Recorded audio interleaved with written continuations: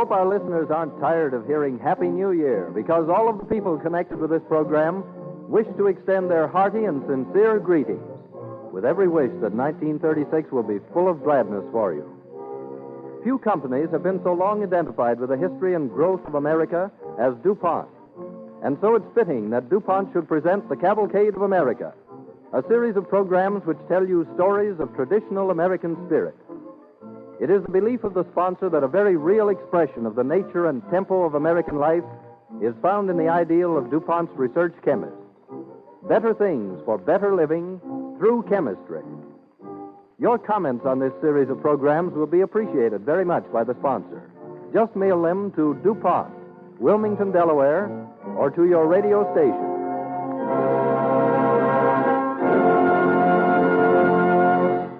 This evening's story concerns the Declaration of Independence.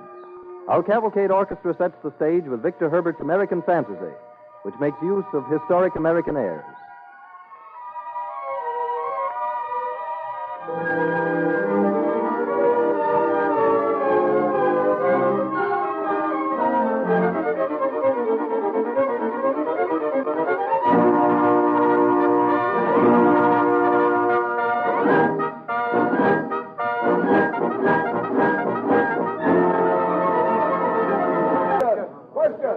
I'll put the question. All in favor of Mr. Dickinson's resolution? Aye.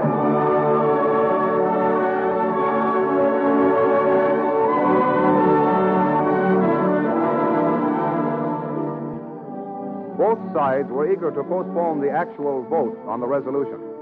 But many members felt that it had a good chance of passing, and so a committee was named to draft a declaration stating the reasons for such a resolution.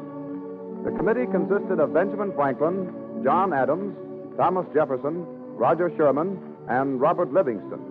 Jefferson, considered by many to be the best writer in the colonies, was chosen to make the original draft. Let us visit the Gratz house on Market Street, Philadelphia, late in June. Gratz is talking with his wife. But Mr. Jefferson hasn't come down to his supper. I think I should call him. No, don't disturb him. Mr. Adams and Dr. Franklin are with him. There are serious matters being discussed upstairs. Well, maybe Dr. Franklin and Mr. Adams would like some supper, too. Must you always be thinking of food? Important plans are being made for the welfare of our country. Tom Jefferson says that some delegates have been instructed to introduce another resolution for independence this session. Oh, you're always talking politics and worrying about the country instead of attending to your business. More members of the Continental Congress to track up my floors, I suppose. You don't appreciate the honor they do us boarding here in our home. Someday this house will be known as a place where history was you wouldn't made. call it an honor if you had to sweep up after them. Oh, good evening, Mr. Phillips. Good evening, Mrs. Gratz. It's young Mr. Temple, Father. How are you, Mr. Gratz? Oh, come in, Mr. Phillips. Well, how can I serve you? I was wondering if you could tell me where I could find more books or pamphlets like this Common Sense. Has Mr. Payne written any more? I don't know, Mr. Phillips, but I'll ask Mr. Jefferson. He will know. I'd be very grateful if you would. Mr. Jefferson's busy now. He mustn't be disturbed. How does your father feel about your sudden interest in this kind of literature? Father doesn't know. But I'm convinced his ideas are wrong, Mr. Gratz. Yeah. Our country must come first, before England or any other place. Don't you think so? Yes, Mr. Phillips, I do think so. My parents came from Germany and settled here. They are like your father. They are always talking about the old country, but I am an American. So am I. And our duty lies, I think, with the new country rather than the old. A place where we intend to live and bring up families. We owe it to future generations so that they may have a happy and a better place to live in.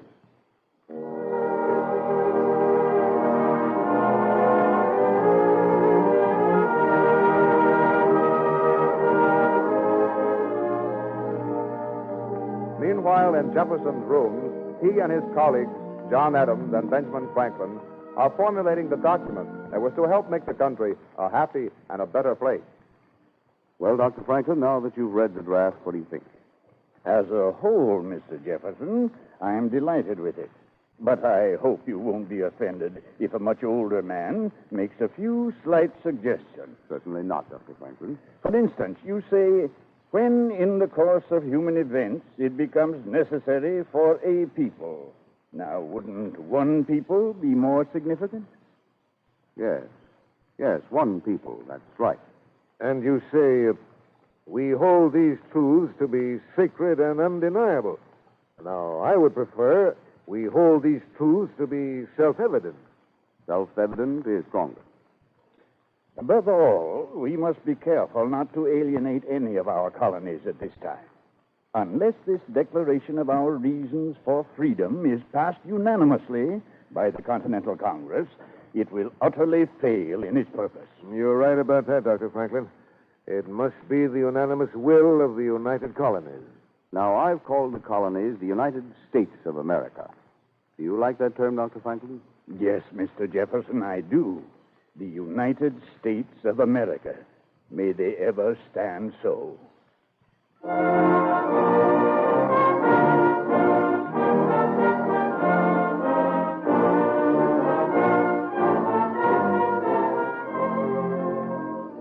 Discussion after discussion caused further postponement of any definite action. On July 1st, 1776, the Committee of the Whole met and advised the passage of the Lee Resolution.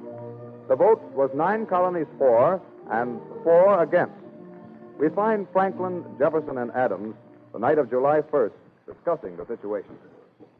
9 votes out of 13. No, it's not enough. If the resolution isn't passed unanimously tomorrow, the rest of the world will never believe our colonies are united. Never believe we are the United States of America. 4 colonies against. Delaware, South Carolina, Pennsylvania, and New York. The Delaware delegation is evenly divided. The New York delegation has no instructions, and none could possibly arrive by tomorrow. The South Carolina delegates feel that their instructions aren't broad enough to allow them to vote affirmatively. Rutledge has called them together tonight. Perhaps his eloquence may persuade them. I'm worried about Delaware. The vote will always remain 1-1. McKean for and Reed against. We can't count on Delaware. McKean told me that he'd sent a postwriter for Caesar Rodney. As the third member of the delegation, he's sure to favor the resolution. Rodney's 80 miles away, and they say he's a sick man. We can't expect him to arrive in time to vote. It's your own Pennsylvania delegation that worries me most, Dr. Franklin. That's a negative majority that no amount of eloquence or persuasion can change. I know. Dickinson and Morris are sincere. So are Willing and Humphreys. 4-3 against. Come in. Good evening, gentlemen. Good evening, Mr. Dickinson. I trust I'm not interrupting. Why, not at all. Come in, Dickinson. We were just discussing you.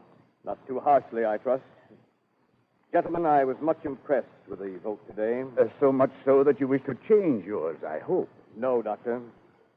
I still believe in reconciliation. But I love my country too well to hold out against wishes of majority. I know that independence must pass, and I realize the necessity for an undivided front. My conscience won't permit my voting for the resolution, but I can stay away from the Congress. That would make a tie in the Pennsylvania delegation, Mr. Dickinson. I'm on my way to talk to Morris. If he also remained away tomorrow, you would have a majority in the Pennsylvania delegation. Mr. Dickinson, you and I have long been opponents. Now I want to express my appreciation and gratitude, sir. Of course, I can't promise for Morris. Tomorrow will tell the tale. We must wait for tomorrow.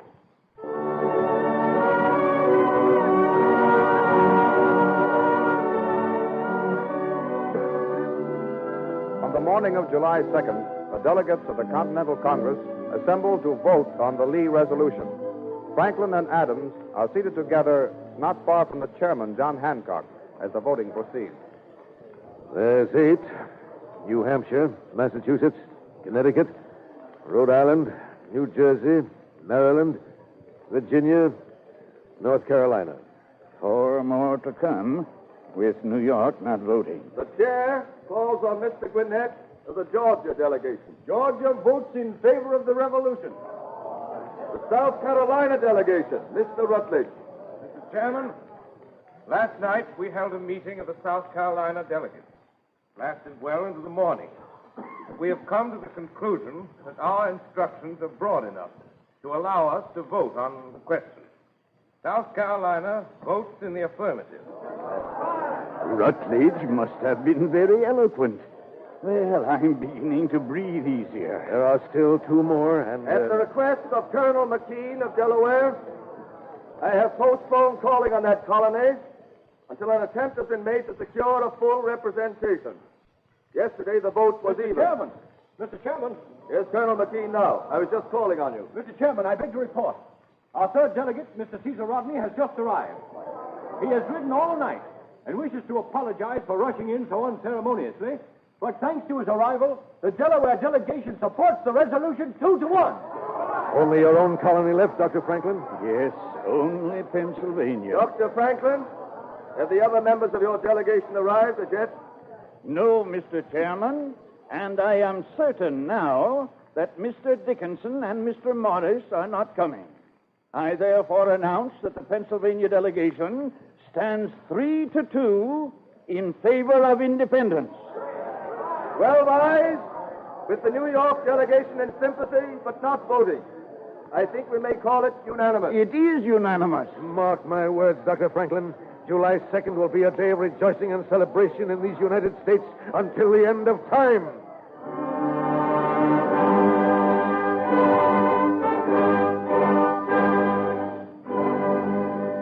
But July 2nd, the day the resolution was passed, is not the day we celebrate.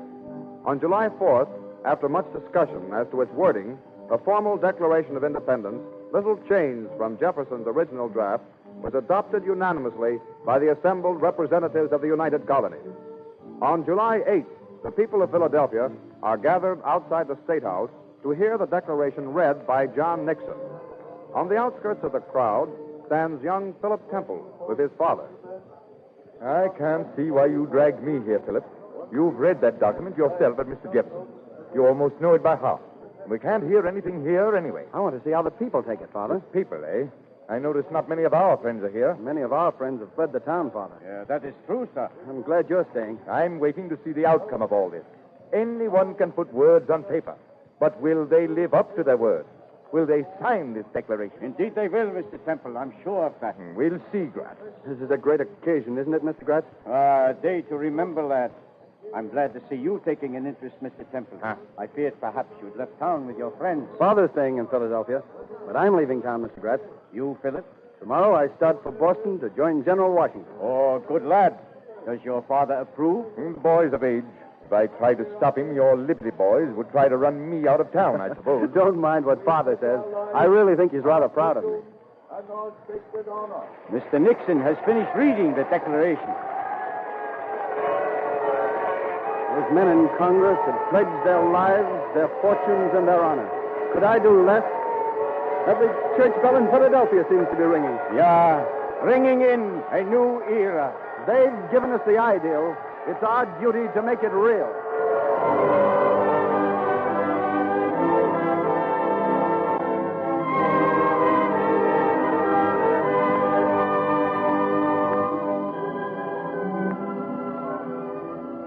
On August 2nd, the delegates assembled.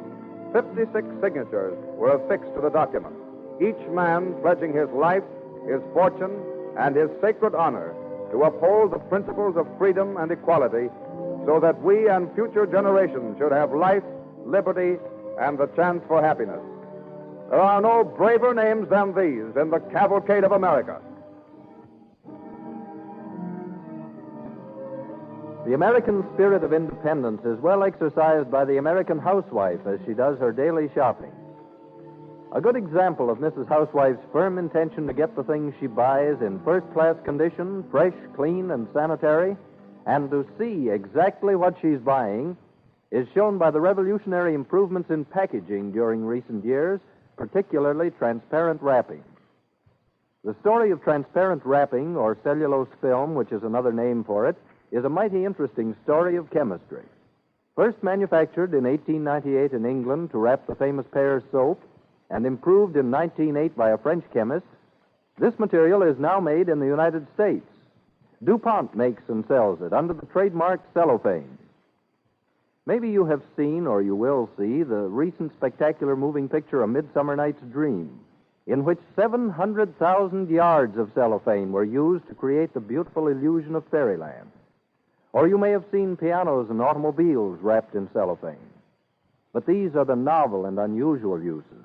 The importance of cellophane to you is the way it protects your health by guarding things from dirt and germs, and also the way it keeps foods fresh and delicious. How can man produce a substance as shimmery as a moonbeam and as elusive as thin air out of the towering spruce tree? Because that's exactly where cellophane cellulose film comes from. Chips of spruce wood go through various chemical processes to end up as a thick liquid. Then an amazing transformation takes place in one step. As the liquid cellulose is forced through a long, narrow slot, it flows evenly into an acid bath. And the instant it touches the acid, it coagulates and becomes solid. Then it's purified and bleached until it's as clear as crystal and made flexible for easy and secure wrapping. DuPont chemists made many improvements in the original discovery. They found how to make this transparent wrapping moisture-proof to protect the freshness of foods and tobacco.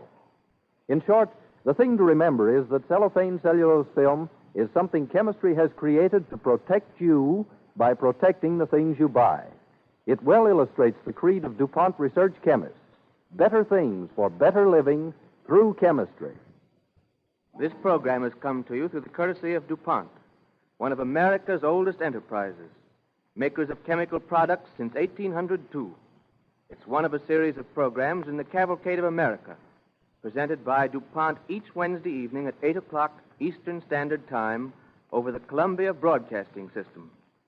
When presented on the air, each program also contains a short, interesting story of chemical achievement, illustrating the DuPont chemist's creed: better things for better living through chemistry.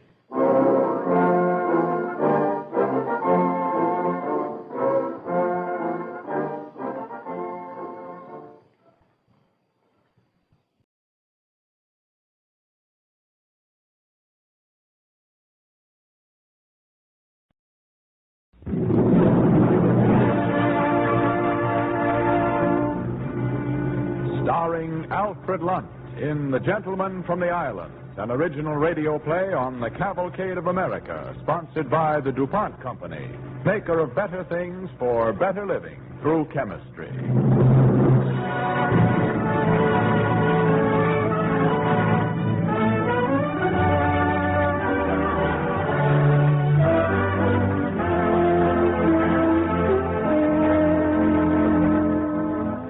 Tonight, the Cavalcade Playhouse is especially proud to welcome for his first sponsored appearance on the air the celebrated American actor Alfred Lunt. The play he has chosen for this event tells the story of a gallant and courageous gentleman from the islands of the West Indies, whose destiny it was to secure the unity of a great republic. The gentleman's name was Alexander Hamilton. Our play, written by Robert Tallman, encompasses 24 fateful days. Days that were to bring death to Alexander Hamilton and to his country a legacy beyond price. The DuPont Company presents Alfred Lunt as Alexander Hamilton in The Gentleman from the Islands on the Cavalcade of America.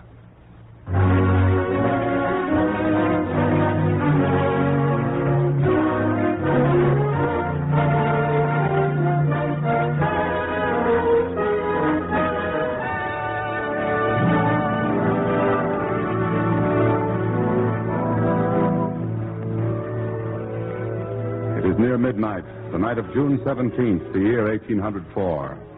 Over the Grange, country estate of Alexander Hamilton on Manhattan Island, the moon rides high.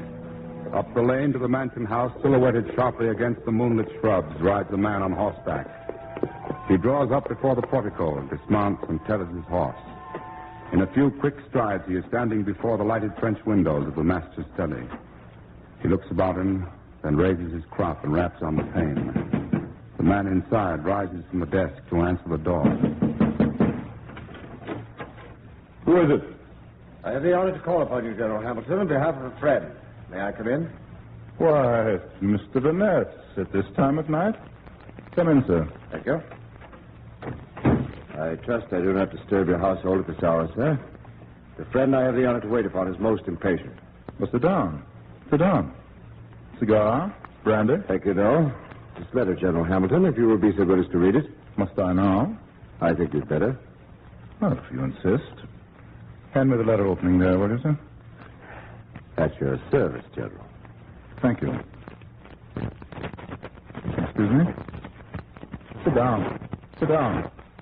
Be comfortable. Thank you. I prefer to stand. This letter is from Aaron Burr. I recognize the hand. That is correct, General. But I don't understand. He seems to be agitated about some newspaper story. You knew nothing of it? No, sir. I never read scandal-mongering journals.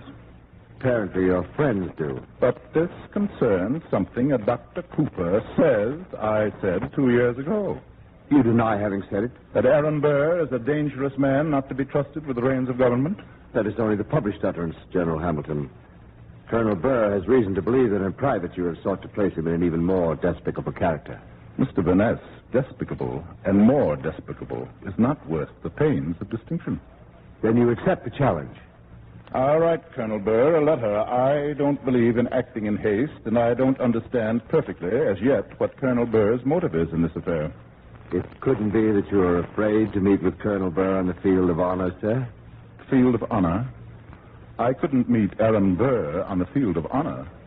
He wouldn't know where to find such a field. You may tell Colonel Burr that he can wait upon my pleasure. It is not my custom to receive wild challenges to my honor in the middle of the night. Not so wild as you think, sir. Then beg your friend to tell me why, after all these years of political rivalry between us, he has chosen this night to resolve the matter. I have retired from public life to all intents and purposes. Does a man who tasted power at the age of 25 retire at 47, sir? You belittle yourself, sir. That is my privilege, Mr. Van I bid you good night, sir. As you wish, General Hamilton. Good night, sir.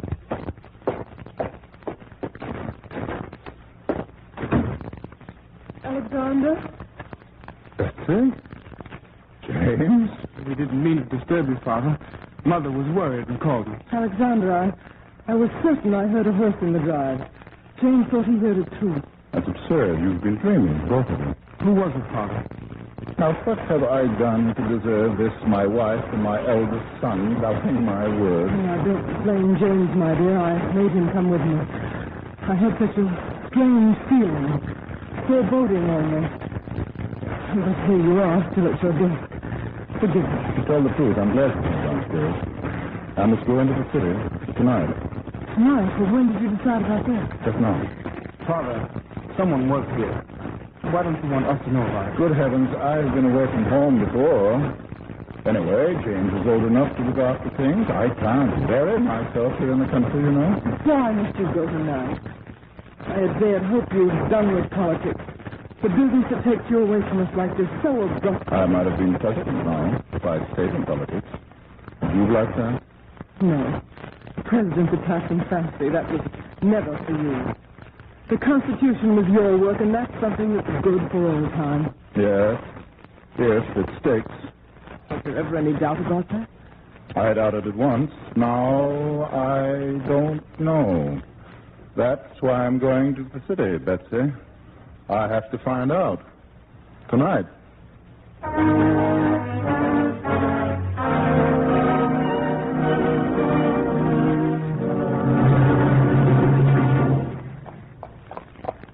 Oh, there. Oh. Oh, wait here, old girl. I shan't be long.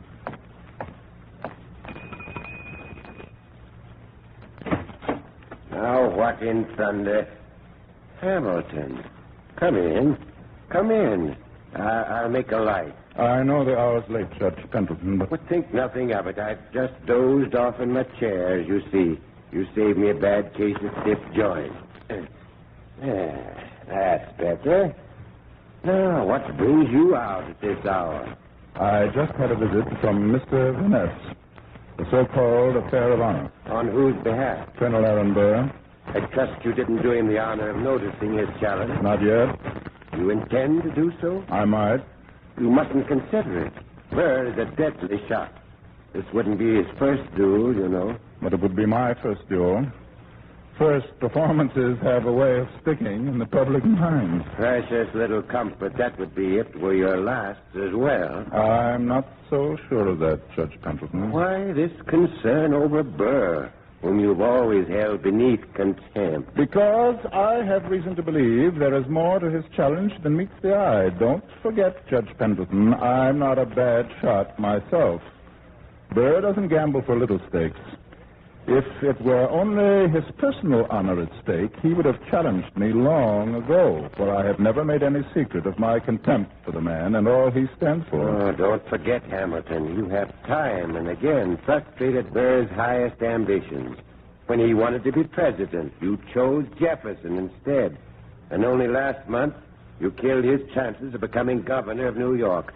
He'd set his heart on that governor's chair. Ah, but why did that governor's chair mean so much to him? That's what I must make sure of, Pendleton. If the answer is what I think it is... Supposing you fought this duel, Hamilton. Supposing you killed Aaron Burr. You'd only make him a martyr. Ah. But if Burr killed me, what then? It's unthinkable. This whole thing is unthinkable, Hamilton. It must not happen, this duel. Judge Pendleton, of what must happen and what must not happen, neither you nor I can be the arbiters. Tomorrow I shall see Burr's political crony Swarthout. What good will that do? Good? If he tells me the story I think he will, well, it is always a final decision which no man makes for himself.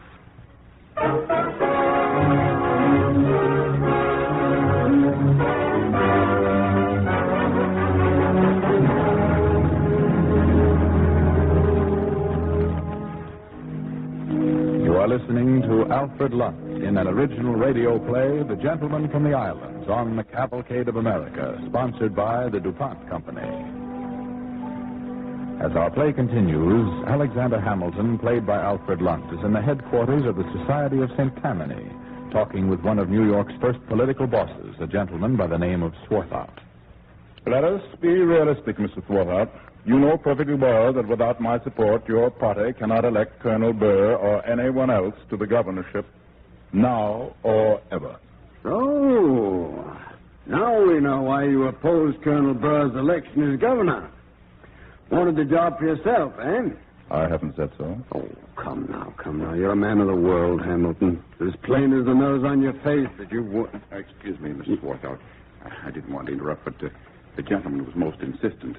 What gentleman? Speak up. Mr. Cheatham, sir. Bring him in. Wait till Cheatham sees you here. I wager he'll... You'll wager what, Mr. Swarthout? Mr. Cheatham, I believe you have met General Hamilton. We've met. I hadn't dreamed we'd meet again. Perhaps you've been dreaming of other things, Mr. Cheatham. General Hamilton has decided to let bygones be bygones.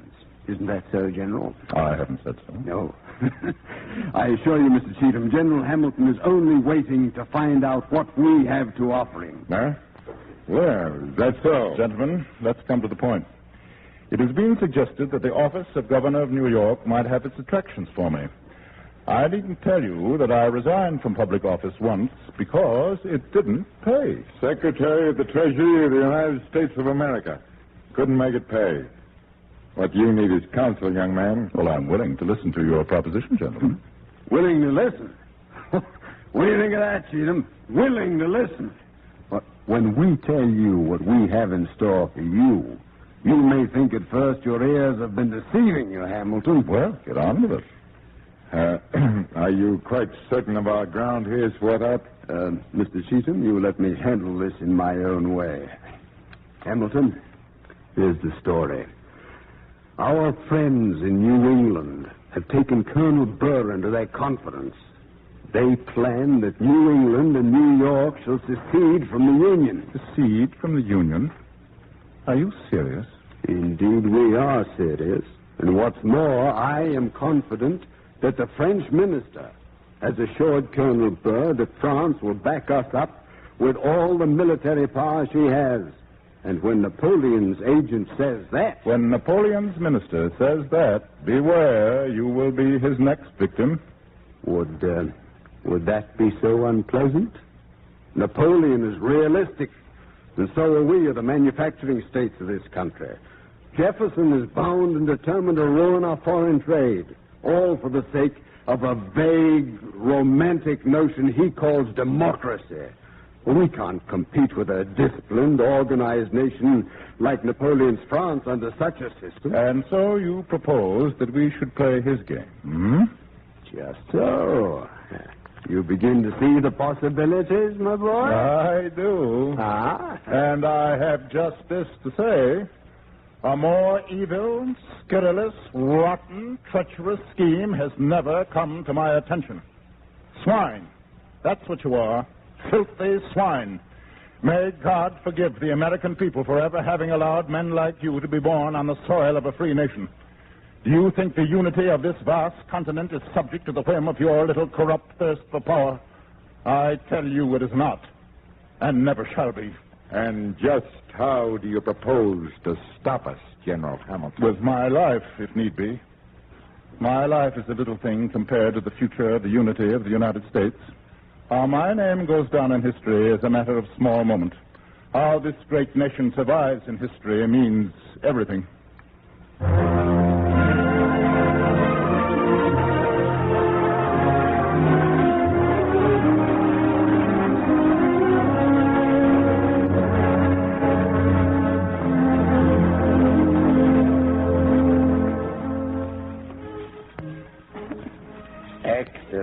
Excellent repast, my dear Mistress Hamilton.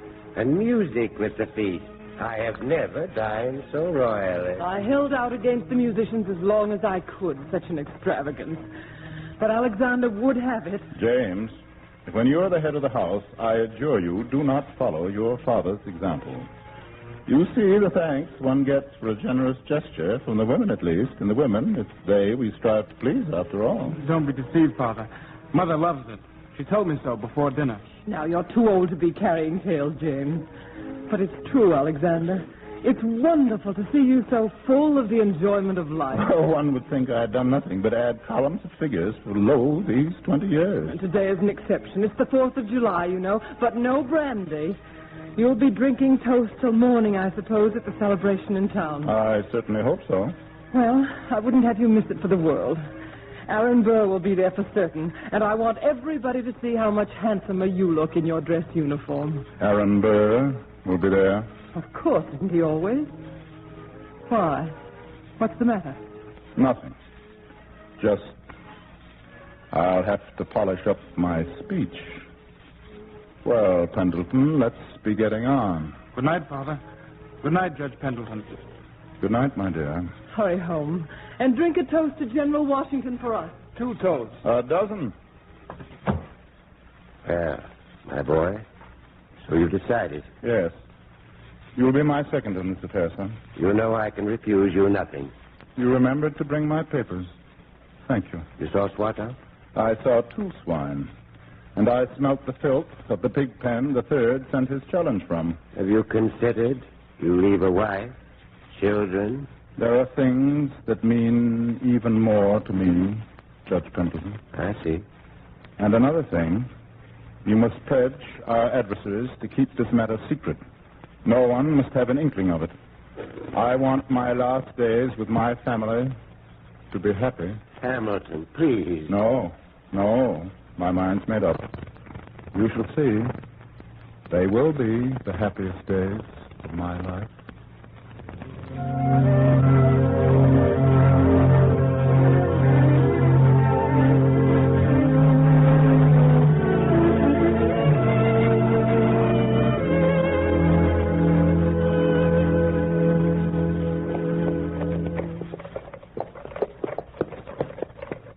Here you are, my boy.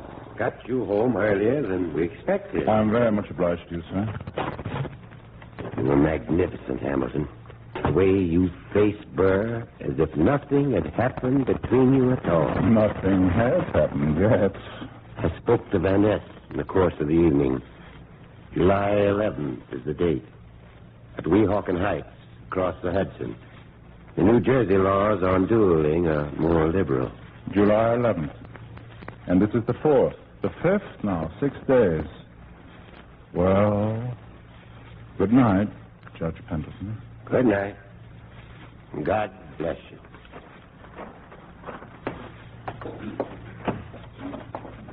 Why, Betsy, still up? I found these papers here.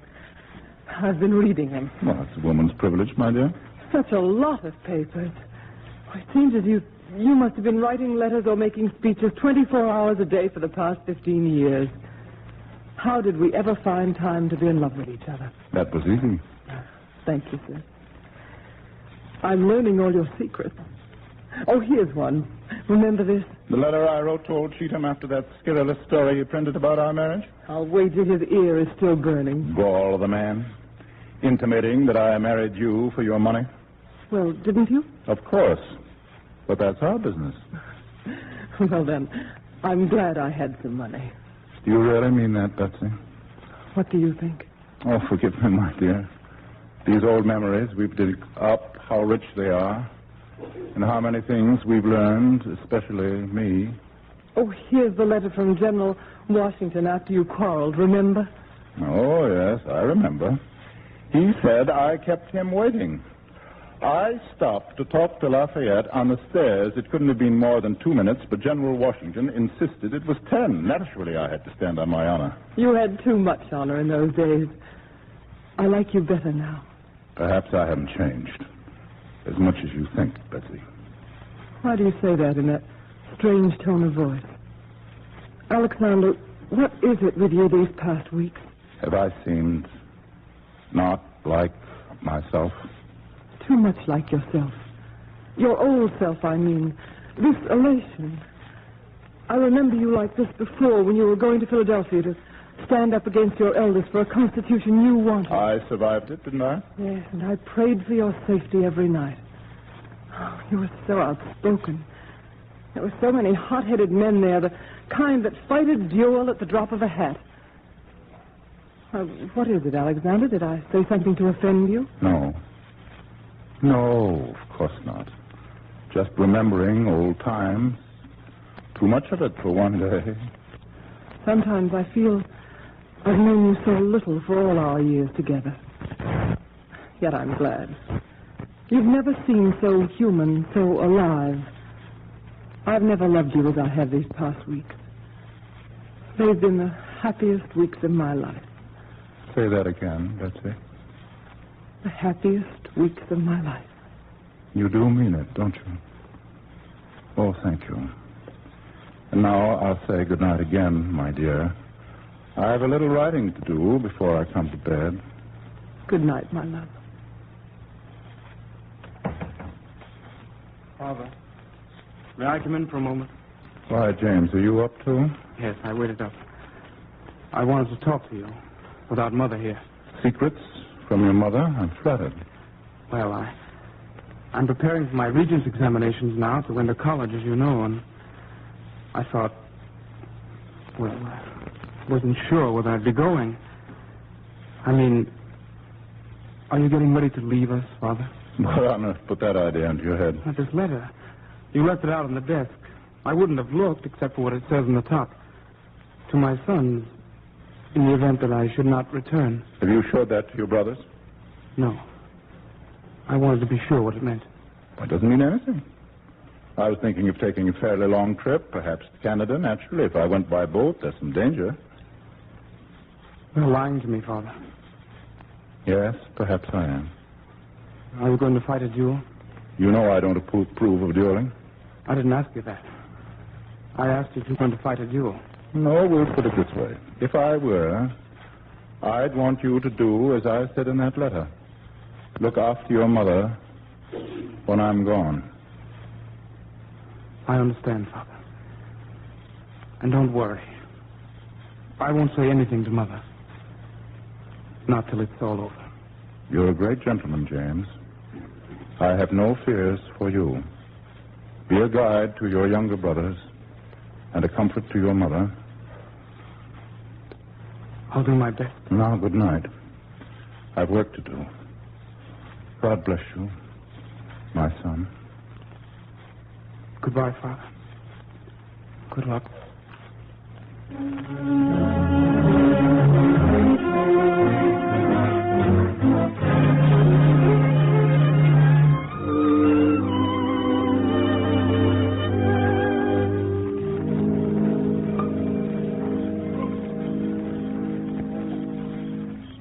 10 paces, gentlemen. 10 paces. 10 paces.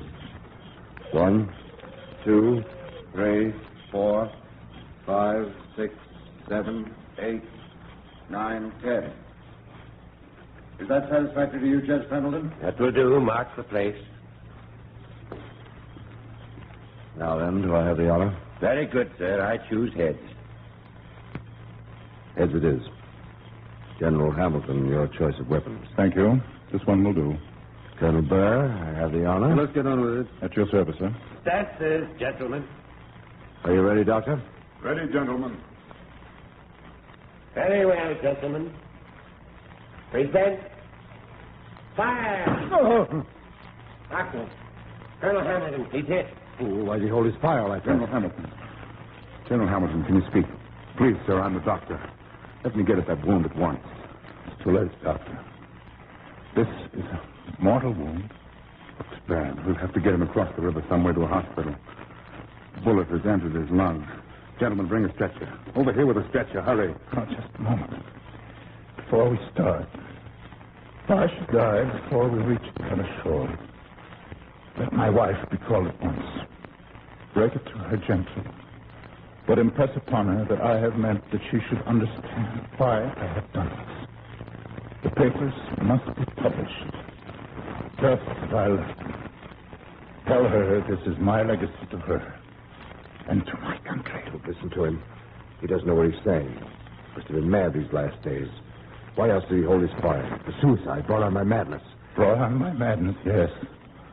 Whose madness? Does one argue with a dead man? For I am dead, but not half so dead as Aaron Burr shall be before ever death touches his body. God give him the strength to go on until his every intrigue shall be shown for what it is. Shall we lift him up, Doctor? He's quiet now. Yes, gentlemen, lift him. Lift him up. Oh, wait. Oh, please, one moment. Yes, General Hamilton. My pistol. Be careful how you handle it. It might go off and do harm. It hasn't been fired, you know.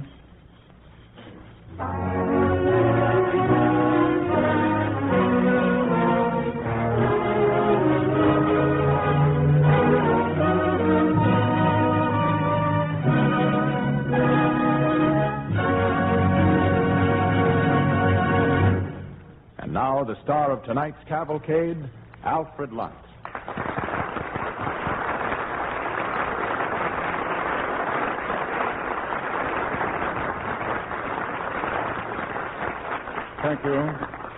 Thank you, ladies and gentlemen. It has been nearly a century and a half since Alexander Hamilton sacrificed himself that our country might continue the course charted by the founders of this republic. It is my sincere hope that in our play tonight there has been some measure of inspiration and encouragement for the gallant men and women who today are fighting to destroy the evil forces once more abroad over the earth. Thank you.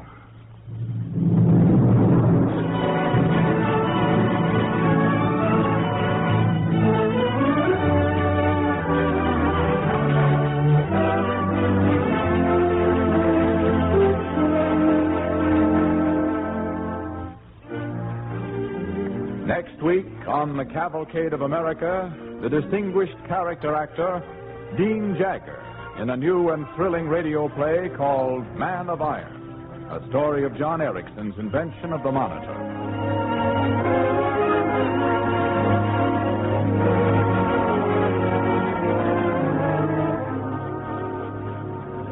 Don't forget, next week, Dean Jagger as John Ericsson in Man of Iron. The orchestra and musical score tonight were under the direction of Don Voorhees. This is Clayton Collier sending best wishes from DuPont.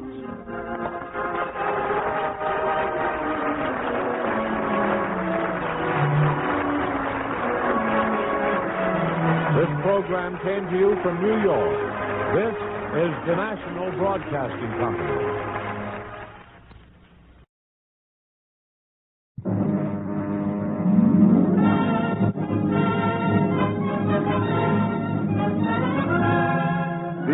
DuPont Cavalcade of America, starring Helen Hayes.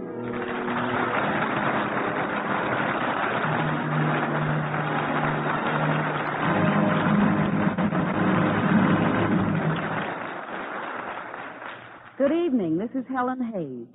Tonight, our cavalcade goes back over a century to the Chester Valley in Pennsylvania. Here lived a young Quaker mother, Rebecca Lucan. By an accident of fate, she became responsible for the most important industry in the valley, the Brandywine Iron Works. Today, that ironworks bears her name, Lucan Steel Company, the world's largest plate mill. But before we begin our story, here's Bill Hamilton for the DuPont Company. Thank you, Miss Hayes. Ladies and gentlemen, a small rug on a bare floor is one of the danger spots in any home. 17,000 people are killed each year in their own homes, in falls, falling downstairs, falling in the bathtub, falling on slippery, sliding rugs. To help prevent such rugs from slipping or creeping, the DuPont Company manufactures Rug Anchor.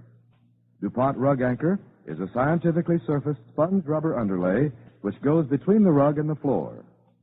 Rug Anchor is available in leading department stores and is another of the DuPont Company's better things for better living through chemistry.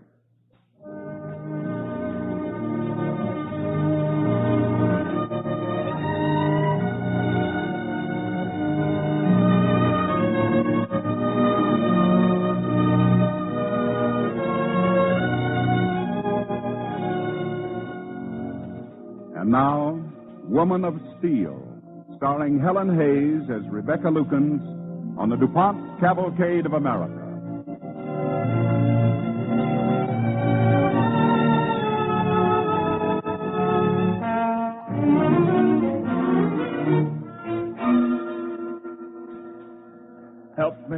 Help me, Rebecca. I must get up. I must work. No, Charles, lie still. He is very ill. I must get up. I must work. Rebecca, this couldn't be the end. It couldn't be. No, Charles, no. We must be patient. I wish I had told thee, Rebecca. The mill, in all our circumstances, are in desperate straits. Charles, we will get well. We must. And until then, Shadrach Grimes will run the mill. Shadrach Grimes. He is a good man, is he not?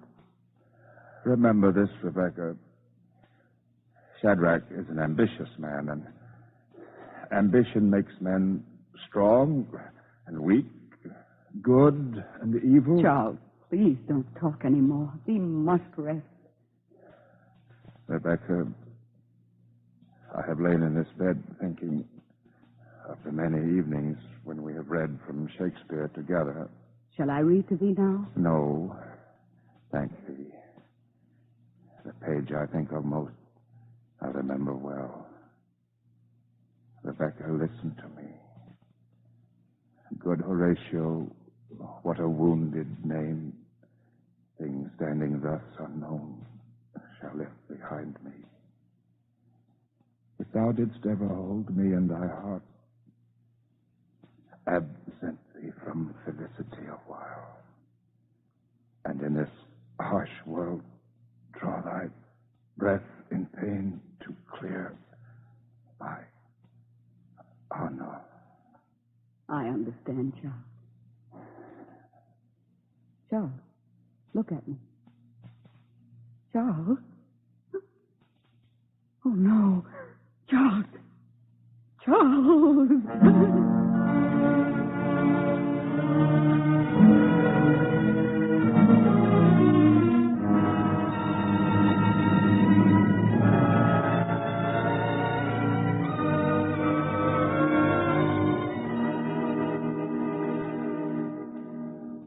In 1825, when Rebecca Lucans became the widow of Charles Lucans, she was still a young woman, but already she was the mother of 4 children.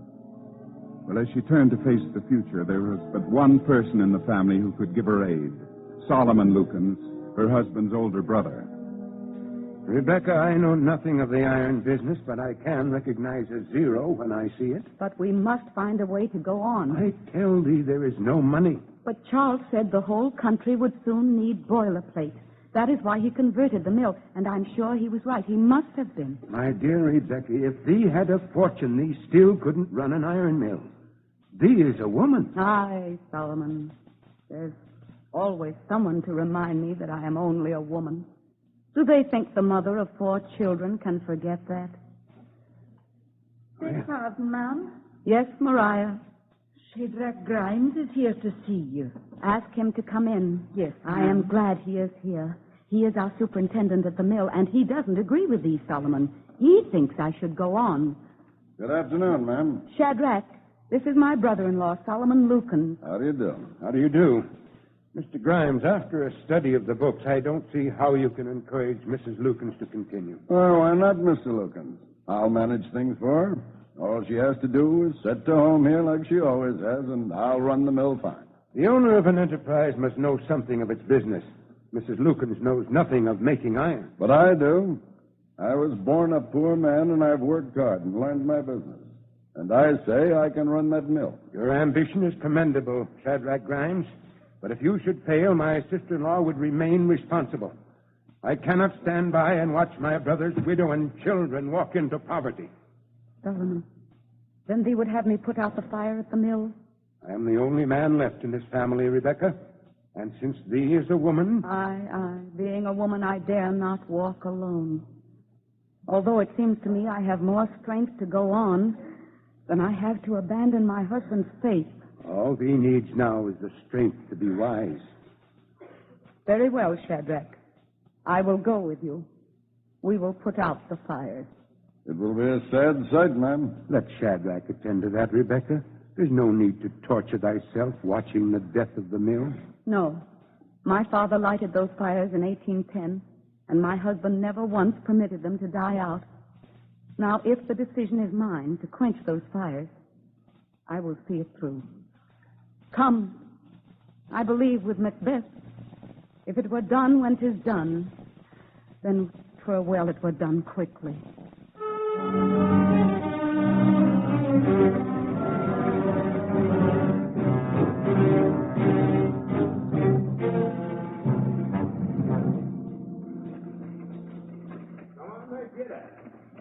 Shadrach. Yes, ma'am. What are all those wagons? Where are those people going? Out of the valley, ma'am. I guess with only a woman left, they knew the mill would close. But where are they going? Stop one of them. I want to talk to them. Hey there. Yeah? Pull up. What for? This is Mrs. Loken. She wants to talk to you. It's the Waters family, ma'am. I know. Whoa. Whoa. Howdy, ma'am. How do you do, Enos and Grace Waters? Howdy, ma'am. I stopped you because I wanted to ask you where you are going. Well, we don't know, ma'am. With your father here and your husband, I guess we felt so safe in this valley we never made plans. I guess we just thought the mill and your family would go on forever. Oh, now, stop crying, Grace. My wife feels powerful sad, Miss Lukens. We all feel sad. We belong in this valley, your family and my family. If we move out of the valley will die as well as the mill. I want to stay, Enos Waters. Will you stay with me? Rebecca, they can't stay unless the mill goes on. It can go on, Mrs. Lukens. I'll manage things. Enos Waters, if you and your people will stay, I will not close the mill. Why, never. How could you run a mill? You're a woman. Besides, you got 4 children. Yes, Mrs. Waters, I have 4 children and no husband. What would you do? Don't say no more, Miss Lukens. There's a look in your eye that my father told me he saw in your father's eye when they called him a fool for starting the mill. When I see that look again, it decides me to stay and see what'll happen. Plato, Cicero, turn around and get out. Get out. Come on.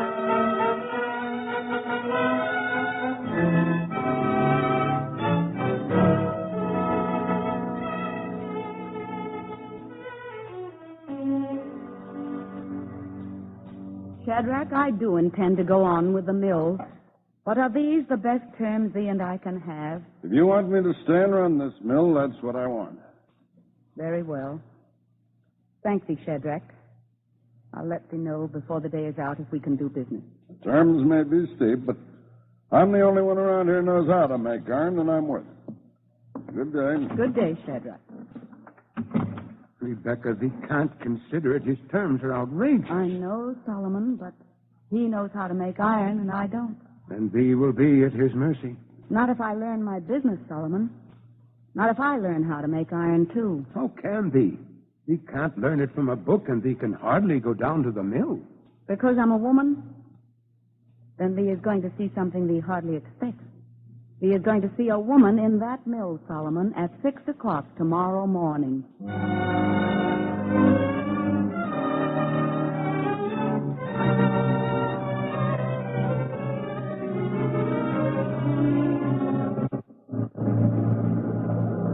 Shadrach, I want to explain to thee about this order. It's very important. My husband worked hard to get it, and it must be perfect. You don't have to come down to the mill to tell me how to make boilerplate, ma'am. That's my business. But this isn't for a boiler. Look here, Mrs. Lookins. You've been giving orders around here for 3 months. Now, am I running this mill or are you? Shadrach, look over there. What's happening? Shadrach, the rolls are stuck. There's a hot bar stuck in the mill. Shadrach, if the heat of that bar cracks those rolls, it'll be months before we can get others. Do something quick. Are you running this mill or am I? If you are, you take care of it. It's no time to talk. The creek's too low to turn the wheel. Enos, can't we force the wheel over? Well, I'll climb out on her and try. Can you get me some help? Shadrach, can't we help him? That's not my work, ma'am. Shadrach. Never mind. George Harvey, Charles Hanscom, out on the wheel. Hurry. Come on now. I'll help thee. Let me get up there. No, Miss Lucas, you stay there. Don't come out here. My weight will help. Push that wheel, man. Miss Lucas, stay back. Push. That's it. Now jump, everybody. Jump. Keep turning. Enos, jump. Oh, thank you. I say, thank heaven, man, you didn't get up there. That's no place for a woman. I've been telling her this whole mill is no place for a woman, and it never will be. As long as I own this mill, I'll be here, Shadrach. Then it's no place for me. I say pig iron and petticoats don't mix, and I'm through. Good day, Mrs. Lookins. Excuse me, ma'am, but that didn't seem so wise to me. What choice have I got, Enos? Except to give him the mill. Maybe, but Shadrach Grimes is a mighty good superintendent, and I got a feeling he won't be such a good enemy.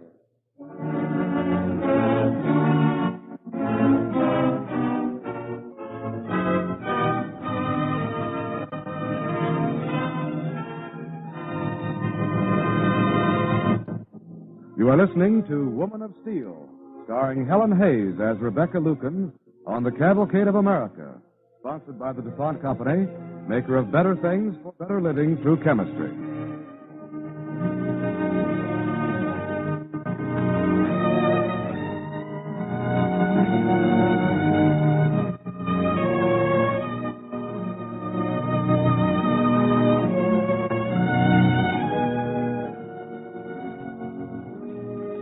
Somehow, Rebecca Lukens kept the mill going.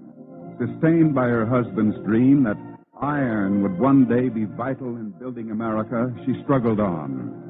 And the Valley began to think of her only as a businesswoman. But Rebecca had more than the problems of the mill. She remembered she was still a mother.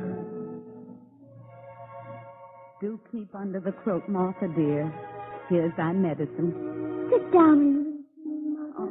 I must go over accounts with Uncle Solomon. He is waiting. But I want to know what happened to Mr. Rawson in the big farm. You didn't finish the story. I will, dear, later, and other stories, wonderful stories of kings and queens and the prince called Hamlet and a woman called Lady Macbeth.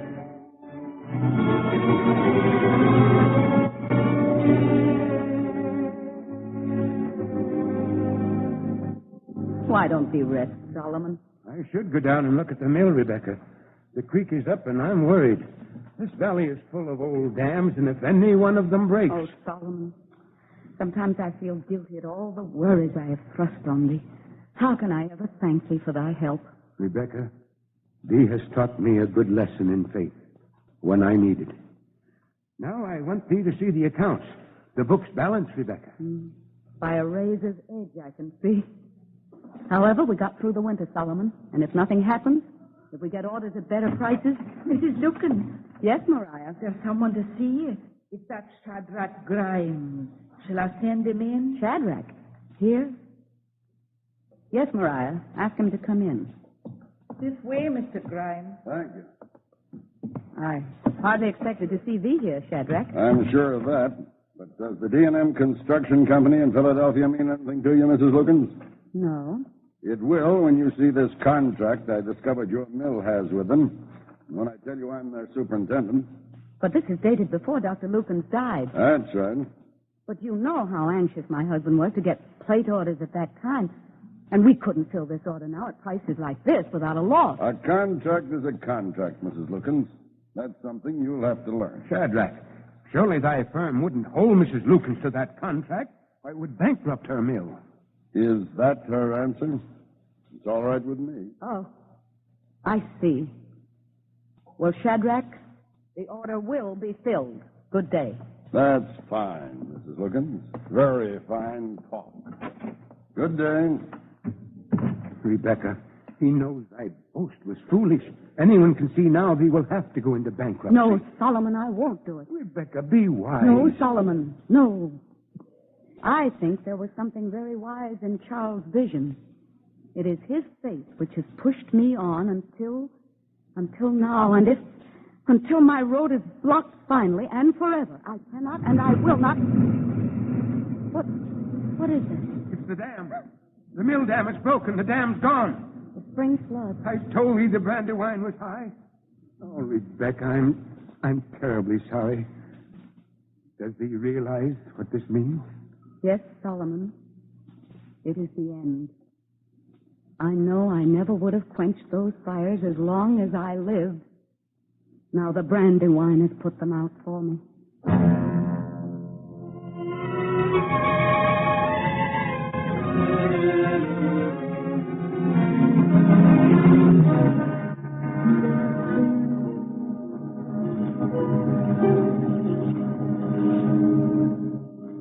Rebecca, why should thee come here in the middle of the night? Even if the whole place stood perfect, what sort of mill can thee have without the dam? Not enough to fill Shadrach's order. I can see that in the dark. Let me take thee home. This way, Rebecca. Don't go in there. Thee may step off into the current. Solomon. What? Come here. What is it? There, look. It's the fire. Solomon, it's the fire in the furnace. Rebecca, I can't believe it. It's an omen. If the flood didn't put out the fires, I shan't put them out. We'll rebuild the dam. We'll fill that order for Shadrach.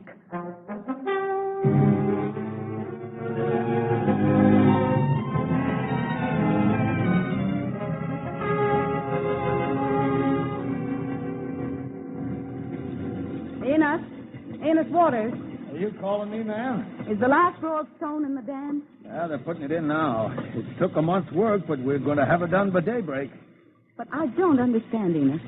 I've been down watching the race, and the water is so slow to rise, even with all this rain. Well, I don't know about that, ma'am, but you shouldn't stay here all night watching that.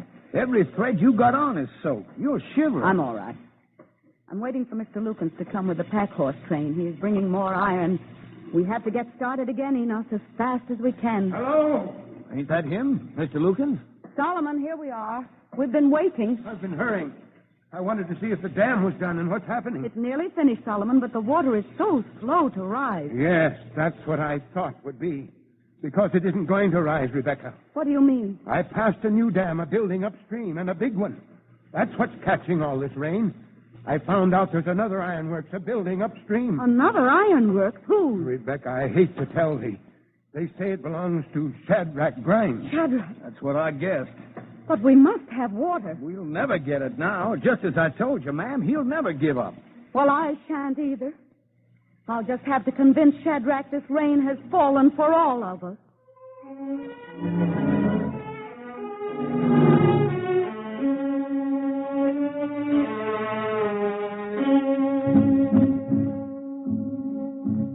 There's no use talking anymore, Mrs. Lukens. It's too bad about my dam, but I warned you. The iron business is no place for a woman. All right. I may be a woman, but I think now I'm as good an iron master as thee, and now I give thee warning. Tomorrow I raise my mill dam 6 inches. That will make the water back up on thee. You can't do that. You try it and I'll go to law. Let's go to law together, Shadrach.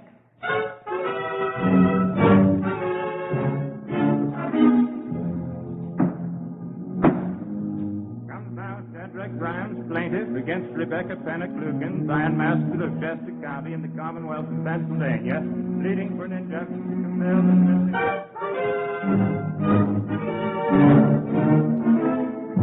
Rebecca Lucan, plaintiff against one Shadrach Grimes of said county in the Commonwealth of Pennsylvania, defendant to compel the said Shadrach Grimes.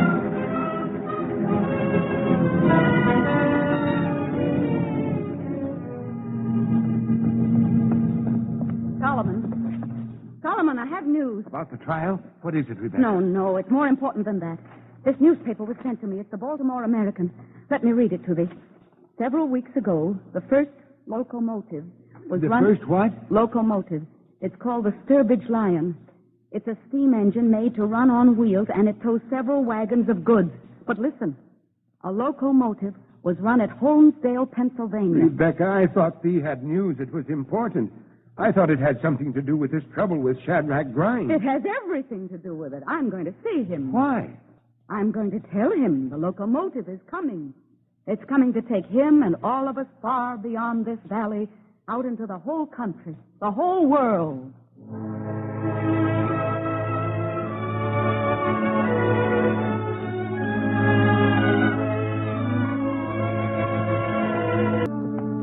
Shadrach, I've come to thy office again to tell thee I'm going to call off my suit. I thought you'd give up. I want thee to do the same. There. Why should I? Because a new day is breaking, Shadrach. And where does it find thee and me? Squabbling over water rights while the rest of the world enters the age of steam. Here, read this dispatch. Who's this? It's about the first locomotive in America. Shadrach, this is a new day. A day of transportation better than our pack-horse trains and canal boats. A day when our vision can range beyond the walls of this valley and we can join our work with that of all the people in this land. That's what thee and I must do now, Shadrach. That's our duty. Well, Mrs. Lukens, you talk fine, and I like to hear it, but I don't trust a word of it. Shadrach, what does he mean? I was born a poor man, but I've worked hard so my children could have an education and talk about their dreams like you do. But I ain't going to let your fancy words talk me out of my dreams. Shadrach, let us hope our children can work as hard as we have. But they will need vision, and first we must have vision for them.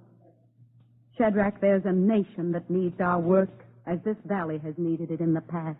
Are we going to stay as small as this valley, or are we going to grow big enough for the future of our children? Oh, Mrs. Lukens, I confess I'm sick of this tussling with a woman in a courtroom. There's better work than that for a man. There's better work than that for a man or a woman, especially if they're good ironmasters like us. No, I don't know whether you're saying this for your benefit or mine or all of us, but, well, now I'll tell you something. What, Shadrach? I'm not so slow. I was at Holmesdale, and I saw that locomotive run. No, did they? Tell me about it, please. Well, I can tell you they got plans. They want to build more, and they need place. There's an order there, Mrs. Lukens, but it's too big for me alone. It needs all of us. Then all of us must work together, Shadrach. Now, wait. Think what you're doing, Mrs. Lukens. We don't know whether this is going to be a success or not. We might lose. Shadrach, we can't lose. I believed in this when it was still my husband's dream. And thee and I must believe in it now. For this is not the end of the dream. This is the beginning of 1,000 dreams for thy children and mine. All right, Mrs. Lukens. You're as good a businessman as I am, and well, if you believe in it, I will too. Good. Now, Shadrach, let's make the most beautiful boilerplate that's ever been seen. Beautiful? Yes, beautiful. Ma'am, let's just make boilerplate, ugly as she is.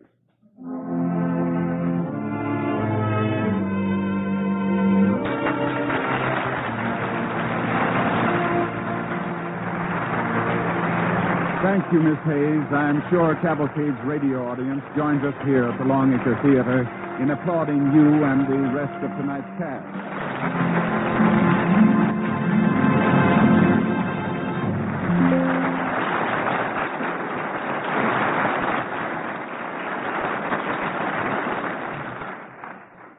Helen Hayes will return in a few moments, but first, here's Bill Hamilton of the DuPont Company.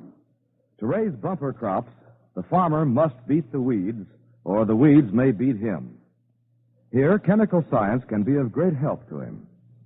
Chemistry has developed a weed-killing compound known as 2,4-D. 2,4-D and DDT are two of the most important chemical aids to agriculture of the past 50 years. DuPont 2,4-D weed killers are now used in almost every section of the country. They offer a broad-scale, economical, comparatively easy way to control weeds, against which, until now, there has been no really satisfactory control. In some cases, yields have actually been doubled. DuPont 2,4-D weed killers sprayed from airplanes have given barley growers in California good control of mustard, wild radish, and knotweed. In North Dakota, wheat growers have cleaned out mustard and annual weeds, which were choking their fields. In the South, there were weedy fields which gave only 5 barrels of rice to the acre. Now, they yield 17 barrels after treatment with DuPont 2,4-D weed killers. Think of that. More than 3 times as much. This same 2,4-D, which is getting such marvelous results for farmers, is also available in a special compound for your own lawn. It can be bought as DuPont Lawn Weed Killer. Weeds wither away and disappear, roots and all, without any harm being done to the grass. With 2,4-D products, it is the formula that counts. The DuPont Company, with years of experience in formulating a wide variety of chemical products, has developed 2,4-D compounds that work successfully under all conditions where 2,4-D is recommended. DuPont 2,4-D weed killers, helping the American farmer to produce crops that are all-time records, helping you to rid your lawn of weeds, are among the DuPont Company's better things for better living through chemistry. And now, our star, Helen Hayes.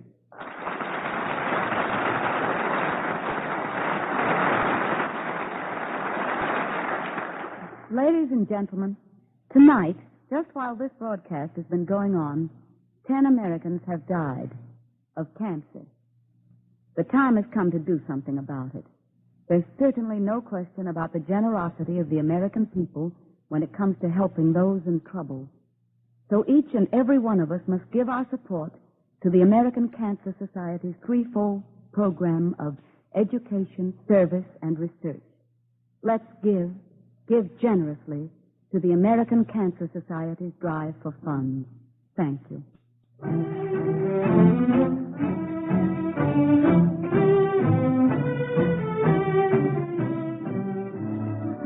Next Monday night, the Freedom Train will be in Wenatchee, Washington. There, Americans, as thousands before them, will board it to view the precious documents of our liberty.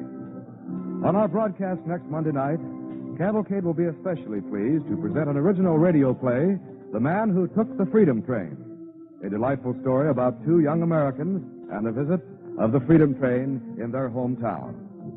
Our stars will be Eddie Albert and Shirley Booth. We invite you to listen.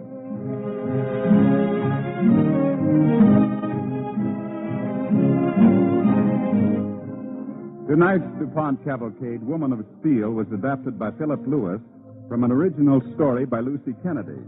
The music was composed by Arden Cornwell and conducted by Donald Bryan. Featured in tonight's Cavalcade with Helen Hayes were Cameron Prudhomme as Solomon, Everett Sloan as Enos, and Ted DeCorsia as Shadrach. This is Ted Pearson inviting you to listen next week to The Man Who Took the Freedom Train, starring Eddie Albert and Shirley Booth. Cavalcade of America is presented each week from the stage of the Longacre Theater on Broadway in New York and is brought to you by the DuPont Company of Wilmington, Delaware.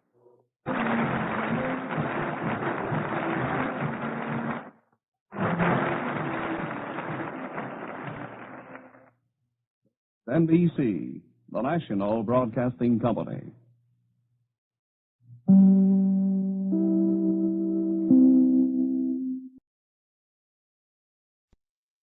DuPont presents the Cavalcade of America.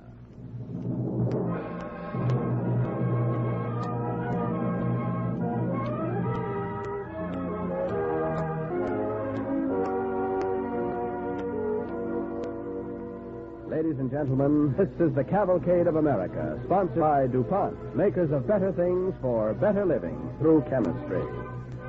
Tonight we are privileged to present the distinguished stars of the American theater, Alfred Lunt and Lynn Fontanne, in a new Christmas miracle play written for our times by Stephen Vincent Benet. It is called A Child is Born.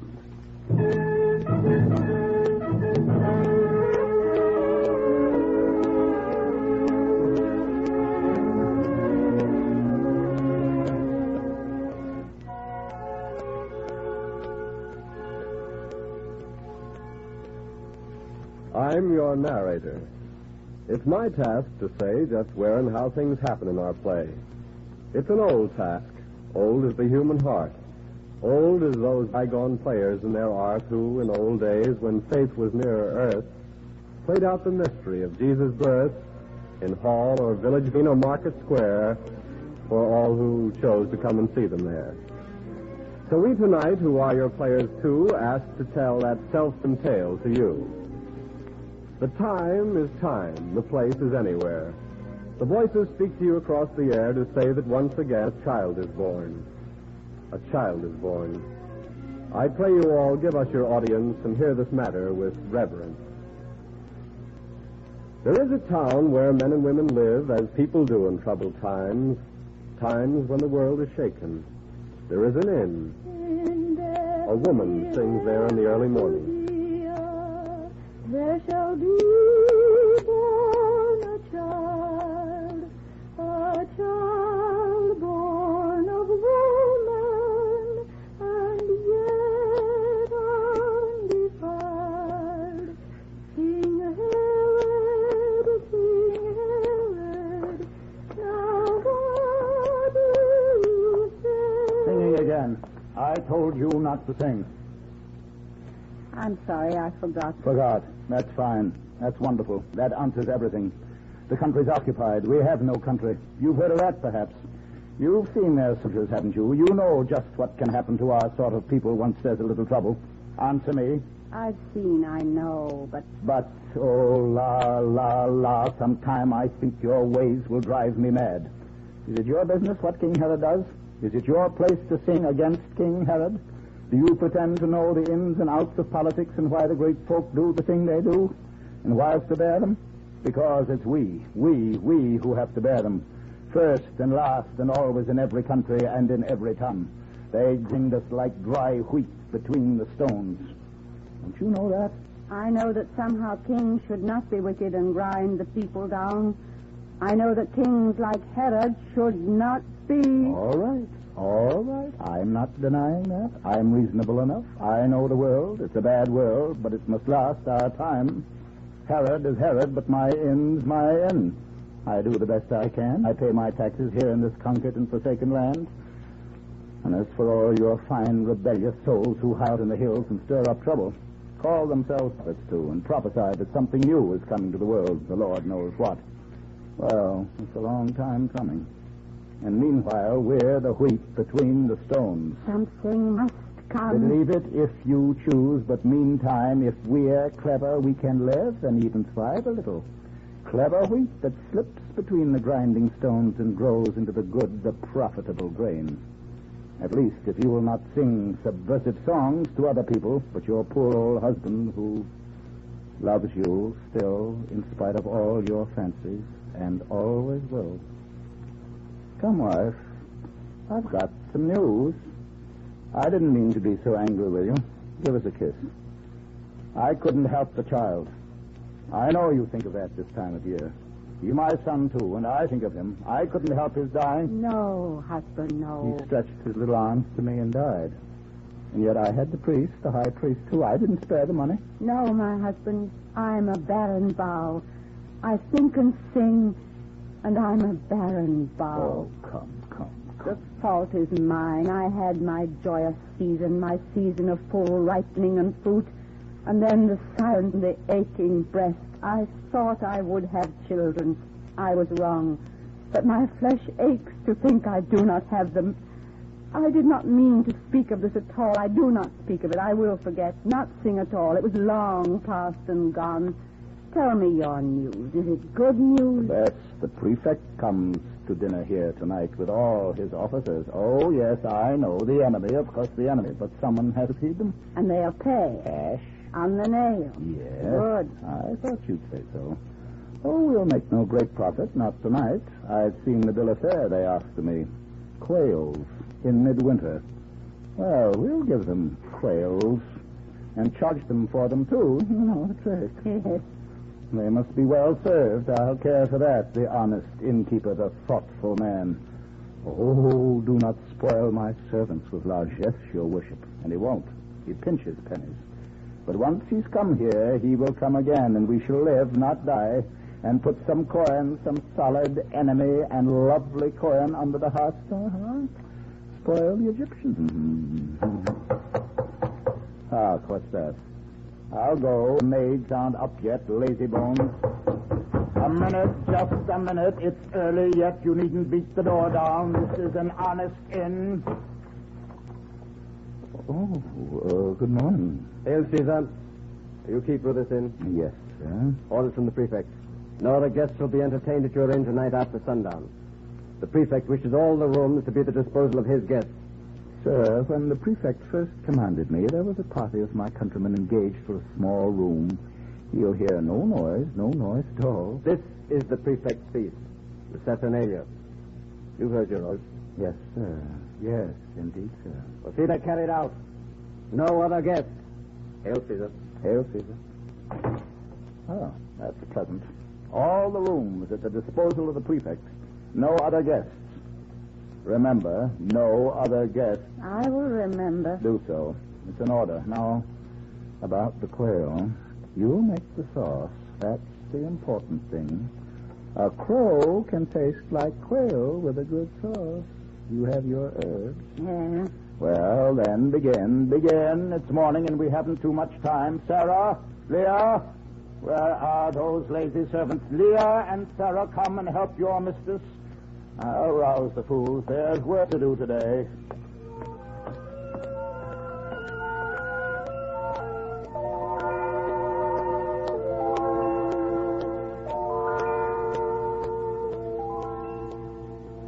And the day passed, and night fell on the town, silent and still and cold. The houses lay huddled and dark beneath the watching stars, and only the inn windows streamed with light. What's the prefect saying up there? Gentlemen, men of Rome, mindful of Rome's historic destiny and of our good friend King Herod, who has chosen alliance with Rome rather than a useless struggle, keep them under with a firm hand. Oh, what was he saying up there? I don't know. I don't know the big words. The soldier said... You and your soldier. Oh, he's not so bad. He brought me a trinket, see? You and your Roman tricks. I hate serving them. I'd like to spit in their cups each time I serve them. Oh, you wouldn't dare. Oh, wouldn't I, though? Here. What's this? Why are you standing idle? They're calling for more wine. Let Leah serve them. She likes their looks. Sarah. Yes, mistress. Please, Sarah, we've talked like this so many times. Very well, mistress, but let her go first. Get up the stairs, you little soul comfort. I hope he pinches you. Mistress, it's not my fault. Does Sarah have... Go, both of them. You go first. You ought to beat the girl. She's insolent and shows it. You can't be too hard on her. Her father's dead, and her brother's in the hills. And yet she used to be a merry child. I can remember her when she was merry a long time since. You always take their side, and yet you think a self-respecting inn could have some decent and well-mannered maids. No such luck. Sullens and sluts. A lot of them. Give me a stool. I'm tired. Say 30 dinners, and double for the prefect, and the wine. Best, second best, and common. Not bad, but then... Why do you sit there staring at the fire, so silent, and so waiting, and so still?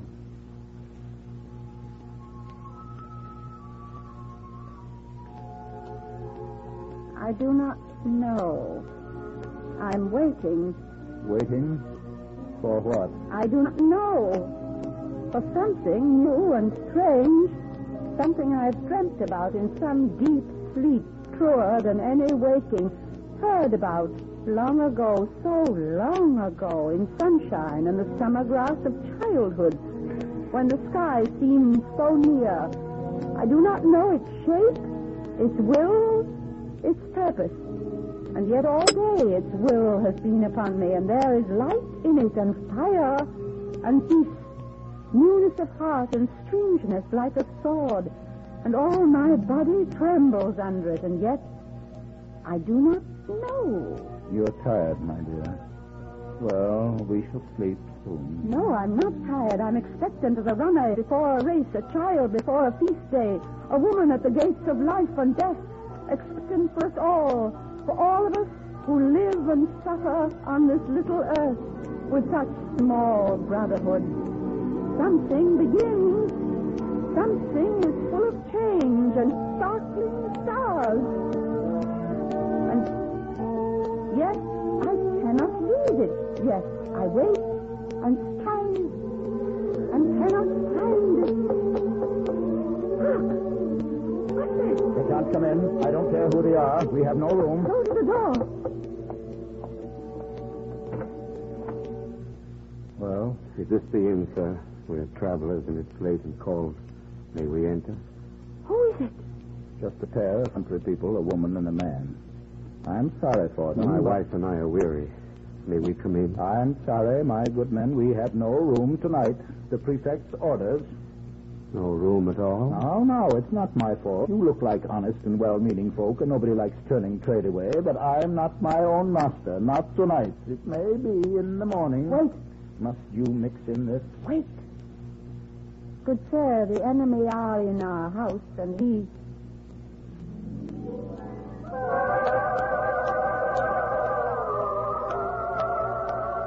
Oh, I did not see your wife. I did not know. Her name is Mary. She is near her time. Yes. Go, get a lantern. Quickly. What? Quickly. I once had a child. You have no room. We have no room, that's true, and it would not be up, not here, not now, not with those men whose voices you can hear are voices of death and iron, King Herod's voices, better the friendly beast. What am I saying? We have a stable at the inn, safe from the cold at least, and if you choose, you shall be very welcome. We share it. Gladly, and with great joy. The lantern, husband. Nay, I will take it. I can see the path. Come. Well, I suppose that you must have your way, and any other night. They're decent people, or seem to be. He has his arm about her, smoothing out the roughness of the past for her. Although they are not even people of our town, as I suppose you know. So rough a path to tread with weary feet. Men, there's frost upon the air tonight. I'm cold, or... Yes, I must be cold. That's it. That's it now, to be sure. Come, shut the door.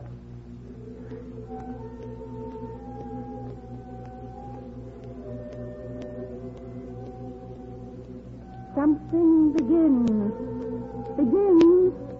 starlit and sunlit. Something walks abroad in flesh and spirit and fire. Something is loose to change the shaken world.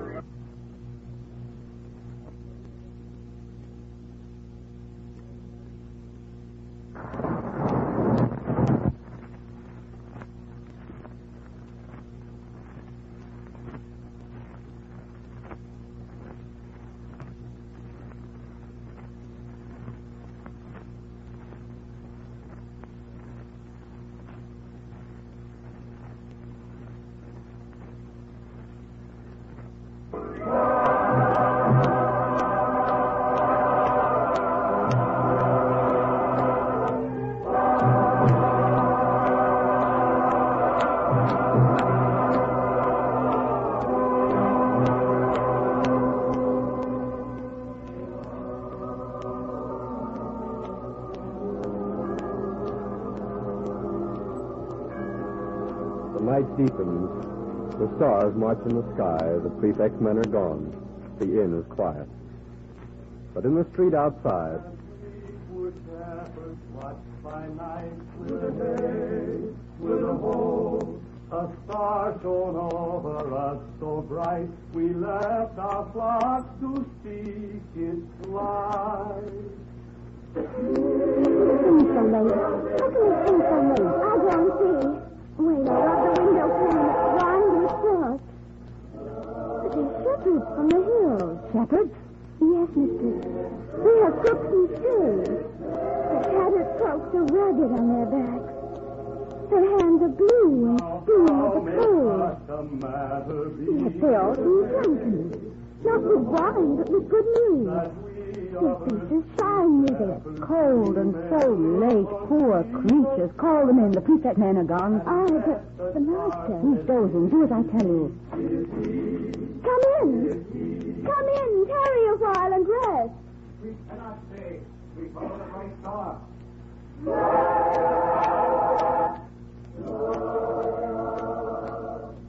Where did they go? Would they not stay with us? They did not even look on me. They looked ahead. They had gone toward the stable of our inn. The stable of our inn. And they are gone. Aye, gone, but... Mistress, do you hear? Hear what? Hear what? The tread of seeds on the hard ground. Iron hoofed and ringing clear. And the me that comes from out the east. I've never seen such things. And these are great lords, great kings with strange and memorable deeds, and crowns upon their heads. What's that? What's that?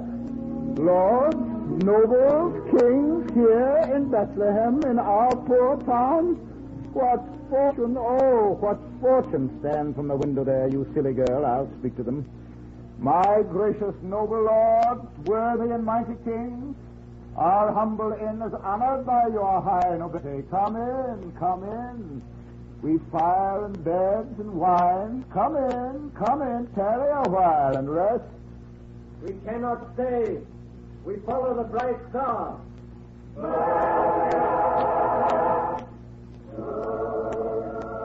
I do not understand it. They're gone. They did not even look at me or pause, so there's no other inn. They follow the poor shepherds to the stable. They would not tarry with us. No, not one. And yet... Peace, husband, you know well enough why none would tarry with us, and so do I. I lay a while in sleep, and the voice said to me, Gloria, Gloria, in excelsis Deo. The child is born, the child is born. And yet I did not rise and go to him, though I had waited and expected long, for I was jealous that my child should die and her child live. And so I have my judgment, and it's just. Dreams. Were they dreams? The shepherds and the kings? Is it a dream, this glory that we feel streaming upon us, and yet not for us? No, mistress. Mistress, 'tis my fault, not yours. You told me to seek the strangers in the stable and see they had all care, but I forgot. Mistress, the fault was mine. You told me also, but I did not go. If there was any fault, wife, it was mine. I did not wish to turn them from my door, and yet I know I love the chink of money, love it too well, the good, sound, thumping coin. Love it, oh God, since I am speaking truth, better than wife or fire or chick or child, better than country, better than good fame. Would sell my people for it in the street, oh, for a price, but sell them. And there are many like me, and God pity us. God pity us indeed, for we are human, and not always see the vision when it comes, the shining change. Or if we see it, do not follow it because it's too hard, too strange, too new. And now I know that standing in this light who have been half alive these many years, brooding on my own sorrow, my own pain. Life is not lost by dying. Life is lost minute by minute, day by dragging day, in all the thousand small, uncaring ways. The smooth, appeasing compromises of time which are King Herod and King Herod's men, always and always. Life can be lost without vision, but not lost by death. lost by not caring, willing, going on beyond the ragged edge of fortitude to something more, something no man has seen. You who love money, you who love yourself, you who love bitterness, and I who loved and lost and thought I could not love again, and all the people of this little town, rise up. The loves we had were not enough. Something is loose to change the shaken world, and with it we must change. Now, that's well said. Who speaks there? Who are you? Who? Oh, my name is Dismas. I'm a thief.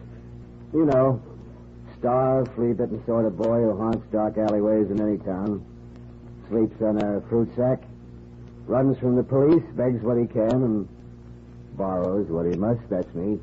How did you get in? By the door, innkeeper, the cellar door. Lock upon old. I could pick locks like that with 5. What have you taken? Nothing. I tried the stable first. Then your cellar. I slipped in, crept up, rolled underneath the bench while all your honest backs were turned, and then... And then? Well, something happened. I don't know what. I didn't see your shepherds or your kings, but in the stable I did see the child, just through a crack in the boards, one moment's space. That's all that I can tell you. Is he for me as well? Is he for me? For you as well. Is he for all of us? There are so many of us, worthy mistress. Beggars who show their sores and ask for alms. Women cough their lungs out in the cold. Slaves. Oh, I've been one. Thieves and renegades who knife each other for a bit of bread, having no other way to get the bread. The vast sea of the wretched and the poor, whose murmur comes so faintly to your ears in this fine country. Has he come to all of us or just to you? To every man alive. I wish I could believe it. And if you did, no doubt you'd give up thieving. Gently, lady, gently. Thieving's my trade. It's the only trade I know. But if it were true, if he had really come to all of us, I say to all of us, then honest man or thief, I'd hang upon a cross for him. Would you? Well, I see I said something to right, something uncouth and bold and terrifying. Yet I'll tell you this. It won't be till each one of us is willing, not you, not me, but every one of us, to hang upon a cross for every man who suffers, starves, and dies. But there'll be no crosses and no tyrants, no Herods and no slaves. Well, it was pleasant thinking things might be so. So I'll say farewell. I've taken nothing. He was a fair child to look on. Wait. Why? What is it you see there by the window? The dawn. The common dawn. The ordinary and poor and mortal day. The shepherds and the kings have gone away. The angelic visitors are gone. He is alone. He must not be alone. I do not understand you, wife. Nor I. Do you not see? Because I see at last. Dismas the thief is right. He comes to all of us, or comes to none. We are the earth. His word must sow like wheat. And if it finds no earth, it cannot grow. We are his earth. The mortal and the dying, led by no star. The sullen and the slut, the thief, the selfish man, the barren woman. And yet, unless we go, his message fails. Will he bring peace? Will he bring brotherhood? He would bring peace. He would bring brotherhood. And yet he will be mocked at in the street. Will he slay King Herod and rule us all? He will not slay King Herod. He will die. There will be other Herods, other tyrants, great wars and ceaseless struggles to be free. Not always one. These are sad tidings. No. They're glad tidings of great joy, because he brings man's freedom in his hands. The thought, the wish, the dream of brotherhood, never and never wholly to be lost. The water and the bread of the oppressed, the stay and succor of the resolute, the harness of the valiant and the brave, the new word that has changed the shaken world. And though he die, his word shall grow like wheat. And every time a child is born in pain and love and freedom hardly won, born and gone forth to help and raise mankind, there will be women with a right to say, Gloria, Gloria in excelsis Deo, a child is born. Gloria, Gloria. Come, let us go. What can we bring him? What mortal gift? I have a ribbon. It's my prettiest. It's not much, but he might play with it. I have a little bell my father gave me. It used to make me merry. I've kept it. He may have it. My pocket's empty, my rags are bare, but I can sing to him. That's what I'll do. And if he needs a thief to die for him... Don't speak of dying. It's a nasty thing, nasty and cold. And I will give my gold. I say I'll give my gold. All of my gold, every round piece. Oh, do not look at me so judgingly with your child's candid eyes. I'm but a man. I will give all. Give all. Give all my heart. And I my faith. Through all the years and years, though I forget, though I am led astray, though after this I never see his face, I will give all my faith. Come, let us go. We, the poor earth, but we, the faithful earth. Not yet the joyful, not yet the triumphant, but faithful, faithful to the end of time. Come.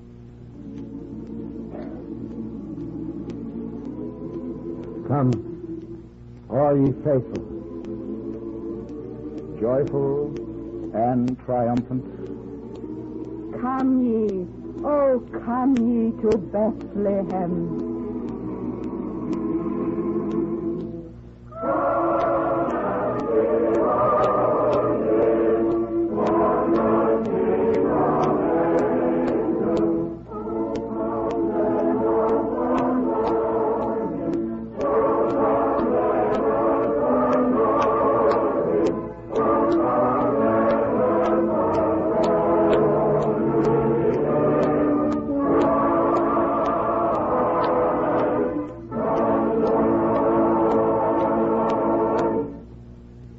Alfred Lunt and Lynn Fontanne, and to Stephen Vincent Benet, who wrote A Child is Born, DuPont extends its warm thanks and deep appreciation for their contribution at this Christmas season on the Cavalcade of America.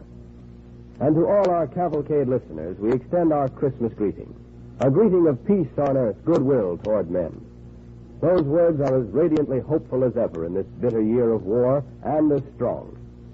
So it is with hope and courage and abiding faith that the 200,000 men and women of DuPont join at this Christmas season with people of goodwill everywhere in search for the greatest gifts of all, victory and peace.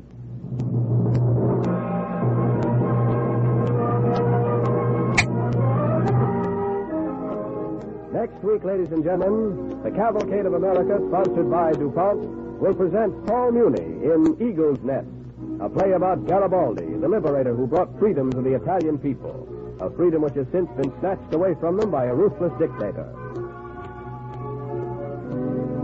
Be with us again next week when the Cavalcade of America presents Paul Muni as Garibaldi. On tonight's program, the orchestra and original score by Arden Cornwell were under the direction of Don Bry. This is Clayton Collier sending best wishes from DuPont.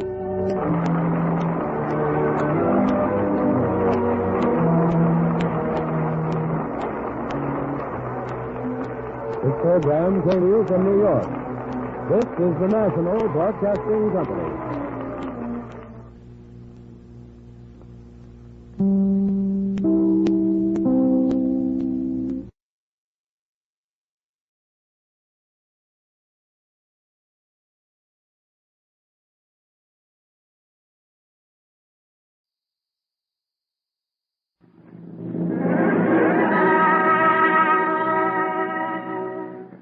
Starring Louis Bromfield in Feast from the Harvest, a Thanksgiving play on the Cavalcade of America, sponsored by DuPont, maker of better things for better living through chemistry.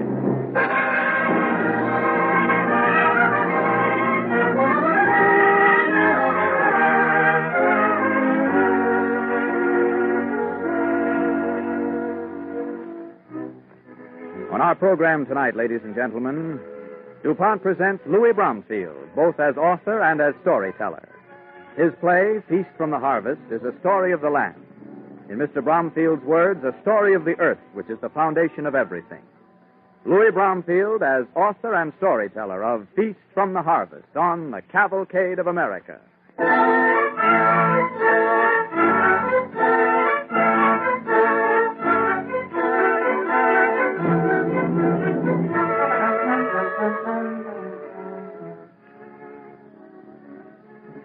This is the story of a family, and of a valley, and of a piece of land, somewhere in the wide, rich expanse of these United States. The story has no hero, no heroine. It's a story about people. It is about the American people, who in the past have been, and in the future must be, everything this country is and can be. The story happens on Thanksgiving night, where the people of the valley, young, old, and middle-aged, are gathered together in the assembly rooms of the Valley Church to celebrate the richness of the harvest that is to feed us all, ourselves, our allies, and perhaps a little later, the starving women and children of our enemies. It is a tale of the land and of fertility, without which all else, even civilization itself, wavers, sickens, and dies. It is the story of the earth, which is the foundation of everything.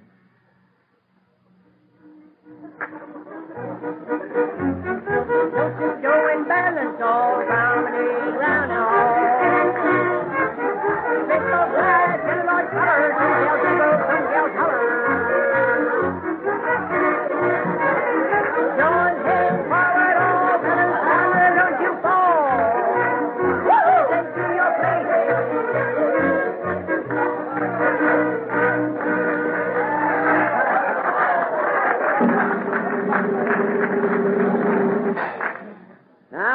Now, folks, there's scalloped oysters and pumpkin pie and cider for everybody over in the church kitchen.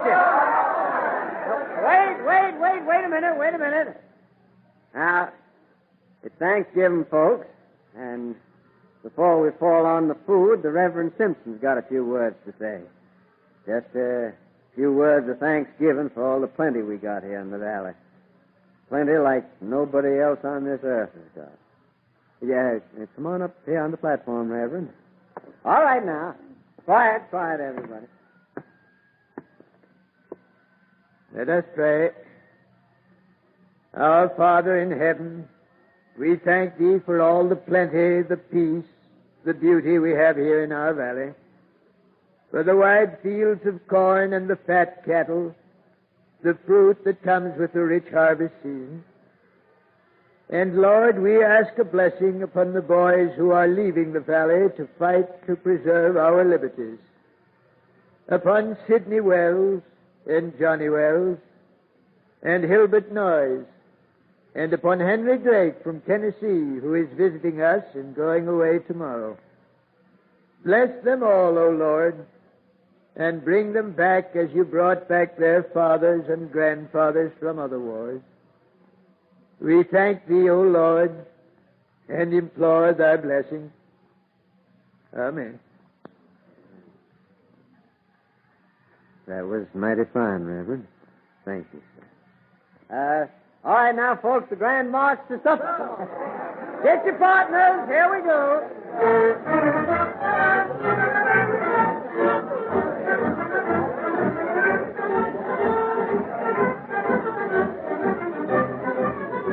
Nice of the preacher to ask a special blessing for you, Henry. I sure appreciate it.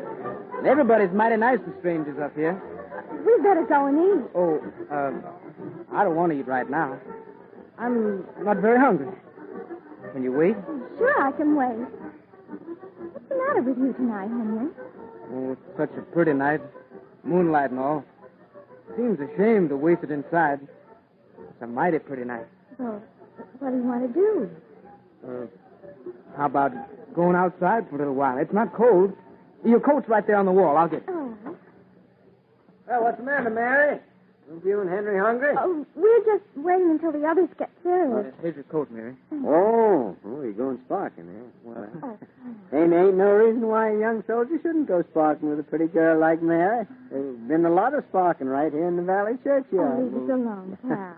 You know, that's where I got my wife, just outside there. Now, take good care of her, young man. You bet I will. She's a mighty pretty girl. Good luck. Come on, Mary. Wish Cal would let us alone. Oh, he didn't mean anything.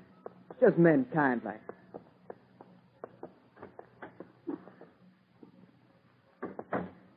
Isn't it beautiful? I don't guess there's any place in the world more beautiful than our valley. Sure is. Better take my arm. Mm-hmm. Where are we going? Just over there under the cedar trees. There's an old bench there. In the graveyard. Aren't you afraid? What's there to be afraid of? All my family's in there. My grandfather and my great-grandparents, and way back beyond that. Way back to the time of the Indians. That's so. Oh, look at the white mist down along the creek. Like new, clean wool. You know, sometimes on a night like this, I imagine them coming into the valley for the first time. Long ago. The first settlers coming up the valley down there where the mist is. Don't it scare you? No, Henry. Oh, there's an owl. Down in my country, they say you better turn your shoe over tonight or you'll have bad luck. Oh, silly. You know, you're a funny girl. But I kind of like that. Even if you aren't afraid of ghosts. Mary. What, Henry? What? Cat got your tongue? Hear that train down there? Yes. I'm going away to the army tomorrow. Yes, I know that, Henry. Sure you're warm enough? Maybe you better snuggle up a bit. Sure, Henry. Mary. Yes, what is it, Henry? What do you want to say? What was your first kinfolk in the valley called? First kinfolk? Their names were Jonathan and Maria Ferguson. They're buried right over there. Those two tombstones that are covered with ivy and kind of crumbling. Jonathan, Maria. Mm-hmm. Funny names like you don't hear anymore. They had a little girl called Sapphira. She was my great-great-grandmother. She's lying over there under the weeping willow. Funny how people go on getting married over and over since the beginning of everything. Sometimes on nights like this, I think I can hear the sound of wagon wheels and voices calling out way down there in the valley. Sometimes I think people don't die at all. That their spirit just goes on forever. You think they're still down there in the mist? Yes, in a way. They're everywhere here in the valley. They help to make the valley. Listen, the foxes are barking up on the ridge. They begin barking about this time of year. The mating season. Listen. The earliest settlers must have heard them, too, when they first came into the valley. I wonder what it was like then, what they were like, those first settlers.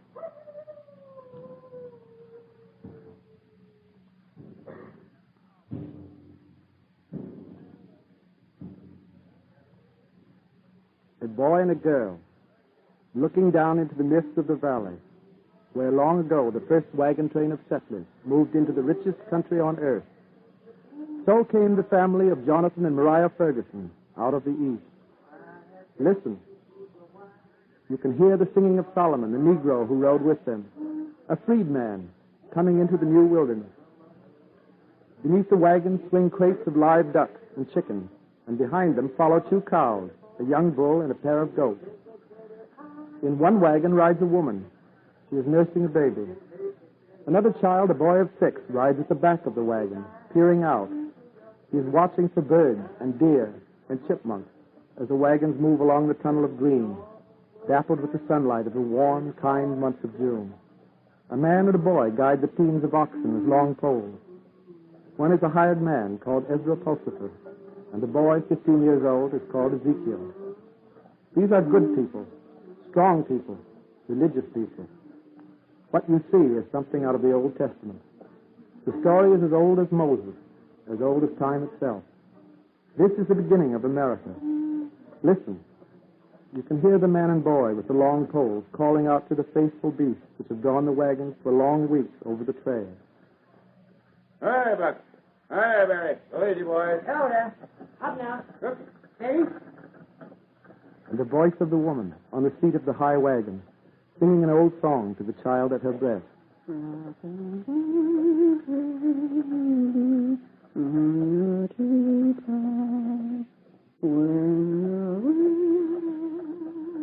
can see a little girl, dark-haired, gypsy-eyed, running along beside the wagon in her long skirt.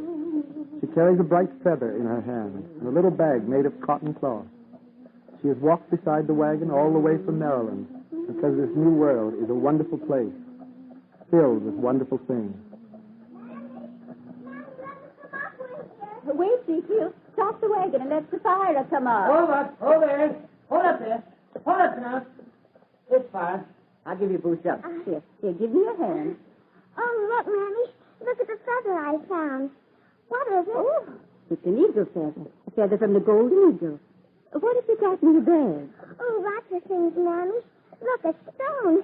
It shines like a diamond. It's quartz. And a sharp stone. I found it at the creek. Look, I cut my finger on it. Well, that's an arrowhead. The Indians make them. Won't we meet any Indians, Mammy? Well, I hope not.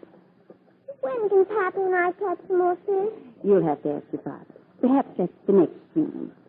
Are Indians terrible, Mammy? Do they scalp and burn up people? Oh, you mustn't think about such things, Sapphira. Hush now. Let the baby sleep. And up ahead on a mare called Belle rides the father. His name is Jonathan Ferguson, and he looks Scotch like his name, with black curly hair and blue eyes. He is a big man, a strong man, a tough man who has fought Indians and the border people. He rides easily, a musket slung across the saddle, a knife and a tomahawk at his belt. He is no green traveler. He knows these hills and forests and marshes and streams. It is a rich country of green valleys and of hills, piled up by the great glaciers 200,000 years ago. Now look, the trail crosses the crest of a hill, and down below, in the misty light of the early morning, spreads a winding, clear stream, flashing with fish, and bordered by green marshes where the wild ducks fly up at the distant sound of the chalking wagon wheels. At the crest of the hill, Jonathan Ferguson pulls up the mare and raises his hand as a signal for the caravan to halt. He is thinking. Perhaps if you listen hard enough, you can hear his thoughts. What a country. What a beautiful country. You can see by the trees how rich it is. Rich and then leaves and grass. Mariah, look, there it is. What, Jonathan? Our place, where we're going to settle. There in the notch between the hills by the river. Oh, Jonathan. Our spring's just beyond it. It's our new world. All ours, Mariah, for the taking. Come on, boys. We'll make it by evening. Hi, Bud. Hi, Ben. Come on, John. Go. Come on, Bud. Get, Bud.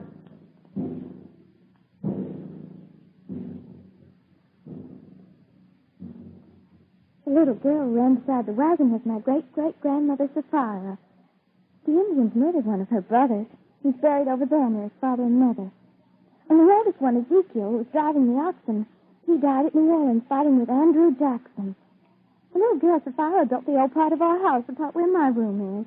It's nice to know so far back about your kinfolk. Oh, it's easy here in the valley. Sometimes I feel like they're all around us, like they weren't dead at all. And over there is my great-grandfather John. He was Sapphira's son. He died fighting in Antietam. I had a great-grandpappy in that battle. He was on the other side. Oh. And there they off is Uncle Benjamin. He was a senator.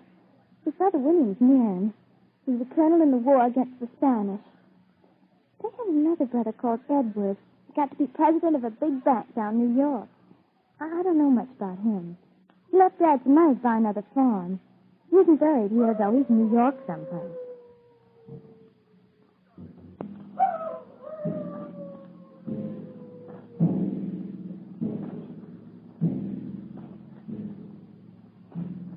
Mary is right. They are all there, about her, unseen in the moonlight in the misty valley. Jonathan and Mariah, Sapphira and Sapphira's son John, who died at Antietam, and Benjamin the senator, and Edward the banker. They are all there because they are a part of the valley itself, like the trees and the fields and the houses. They are a part of America. They are not dead so long as America lives.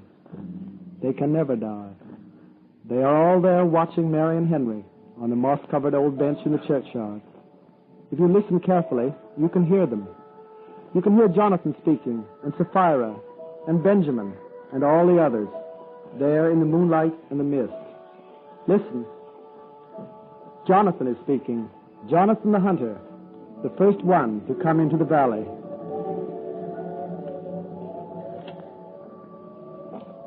Is that you, Sapphira? Yes, Pappy. Look, Mariah. That's little Mary over there on the bench with her young man. You know, Mariah, little Mary, Elmer Payne's little girl. He's a mighty nice-looking young man, Jonathan, but awful tongue-tied, like you were that evening back in the orchard in Frederickstown. Remember, Jonathan, the evening Thomas Jefferson came to Frederickstown to make his speech? Sure, I remember. Oh, here comes my boy, John. Hello, John. Hello, Ma. Say, our Mary's turned out to be a mighty pretty young girl. Funny. I proposed to Hester on that same bench before I went off to Antietam. Oh, here comes Benjamin, the senator. Good evening, Ben. Good evening, all. How do you do? My brother Ed, the banker's coming, too. All the way from New York. Here he is now. Hello, Ed. Good evening, kinfolk. You've come a long way. I heard something important was happening. I heard the family was about to grow. Yes, they're over there on the bench. See? He can't quite get to the point. She's too shy to help him. She's been telling him all about us. Maybe he needs a push. You were never shy, Sapphira. Not where young men were concerned. Get behind me. Give him courage. Don't you worry, Sapphira. He'll get to the point. He'll ask her. I see it all spread out ahead just as if it was the past. They'll get married, maybe tomorrow, before he goes away. And he'll come back from the war all right, and they'll have 4 children. He's going to be a great engineer, do great things for his country. And he'll take Mary away from the valley. And in the end, they'll both come back to the valley to sleep with us. You always knew everything, Mariah. You always did. I'm always glad when somebody in the family gets married, or is born, or dies. It brings us all together again. Where are you going, Sapphira? Oh, don't call out like that. You might frighten them. I'm just going to give Mary's young man the push he needs. Don't meddle, Sapphira. No, Jonathan. Let her go. Funny where that wind has come from suddenly, on a still night like this. Out of nowhere. It's just blowing here all about us. Look over there. The trees aren't moving. Better lean a little closer. I'm afraid of you getting cold. There. That's better. Now, if you put your head on my shoulder, you'll be good and comfortable. That is nice, Henry. Mary, I love you. I love you, Mary. Aren't you going to say anything? I can't, Henry. But I love you, too. Will you marry me? Yes, Henry. Funny how it's hard to say things like that. I just felt as if somebody had given me a push from behind. It's been a lovely Thanksgiving Day. I guess we're pretty lucky. Yeah, we're lucky, all right. There's only one thing could make me luckier. What, Henry? If you'd marry me tomorrow, before I go away. It's awful quick. I'd have to think. But it don't matter, Mary, if we love each other, how quick it is. All right, Henry. Tomorrow, then. Funny. It was just as if somebody pushed me then. Oh, they're through supper. Maybe we'd better go in. Oh, no. Not yet, Mary. so nice here. Just the way we are. Mary Payne! Mary! Yes, Charles? Better get in here. They're giving away the prizes.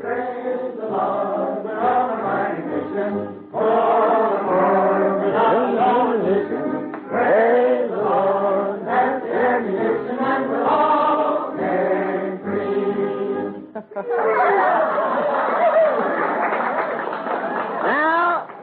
Now the prizes. Given by the Centerville News for those in Pleasant Valley who have done most toward raising food for the war effort. To Henry Harris, 1 war bond for the biggest yield per acre of soybeans. To Herman Nussbaum, 1 war bond for the best acre of truck garden. Here you are, Herman. To Maria Poldinsky, 1 war bond for the finest exhibit of home canned goods. Good for you, Maria. To Homer Beery, 1 war bond for the best yield on 1 acre of corn. 102 bushels. Great production, Homer. And finally, to Mary Payne, 1 war bond for raising with her own hands the finest steer in Pleasant Valley. And I just heard that Mary's got something else to tell her. Well, go ahead, Mary, and tell him. Well, go on, tell him. What's the matter? What are you scared of? You ain't ashamed, are you? Hey, back there. Close that door before we get blown out of here. All right, now tell him, Mary. Go on. All right. Henry and I are being married tomorrow, and we want you all to come to the wedding. Good. All right, I'll tell him for you. Mary and Henry are getting married tomorrow.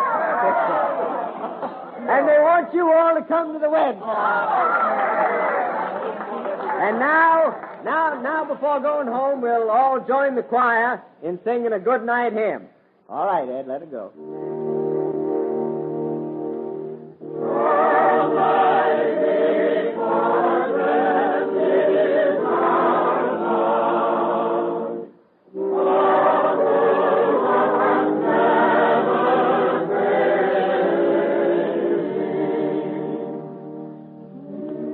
This is our America, the rich, abundant America of yesterday and today and tomorrow. The America which will win this war and go on as a great nation, believing forever in the power and the rights of the people. An America made up of Mary Payne and Henry Drake and Maria Poldinsky and Herman Nussbaum and all the others. The people loved by Thomas Jefferson and Abraham Lincoln. It is a great tradition, the greatest tradition the world has ever known since the beginning of time. Living in it, we can only go forward to victory.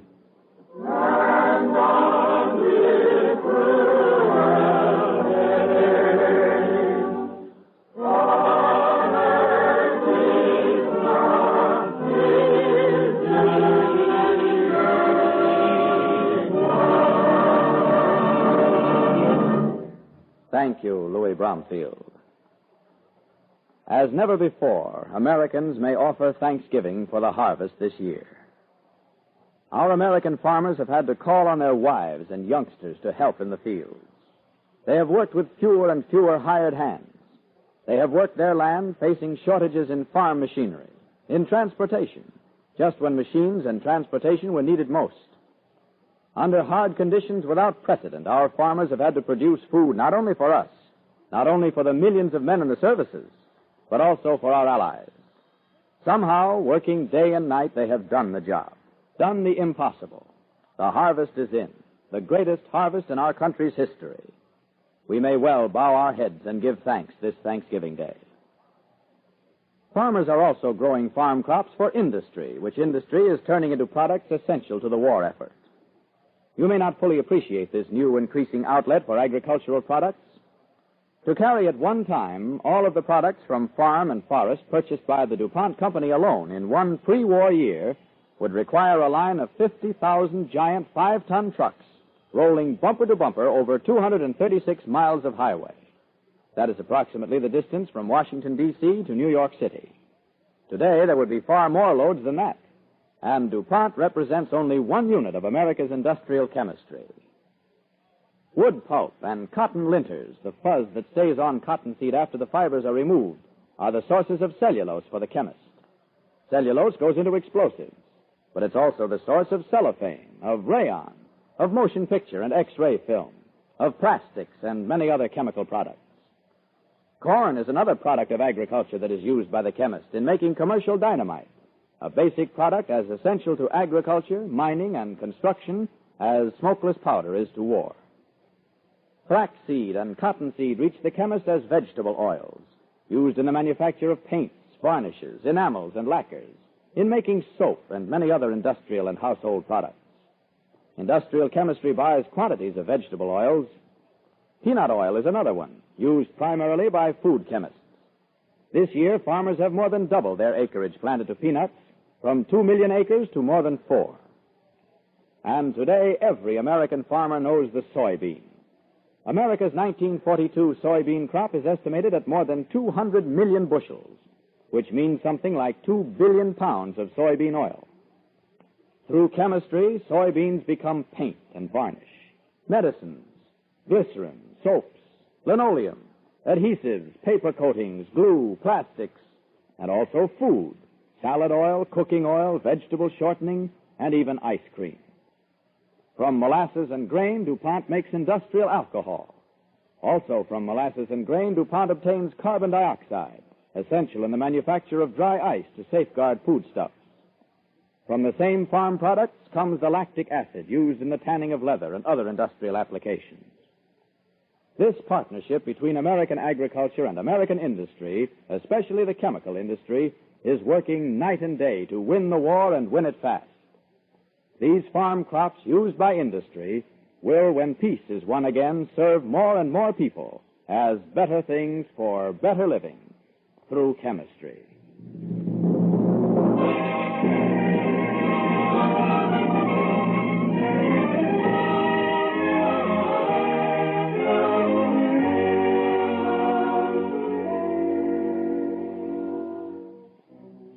Next week, ladies and gentlemen, Cavalcade will be privileged to present for the first time ever on the air a dramatization of the life and work of the celebrated Australian nurse, Sister Elizabeth Kenny, whose treatment for infantile paralysis has brought her world recognition. Miss Madeline Carroll will be our star and will portray Sister Kenny.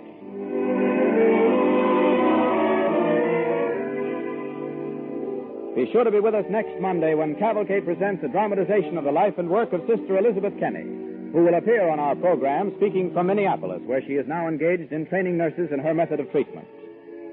On tonight's broadcast, James McCallion played the boy, Sharita Bauer, the girl. The orchestra and musical score were under the direction of Don Voorhees. This is Clayton Collier sending best wishes from DuPont. This program has come to you from New York. This is the National Broadcasting Company.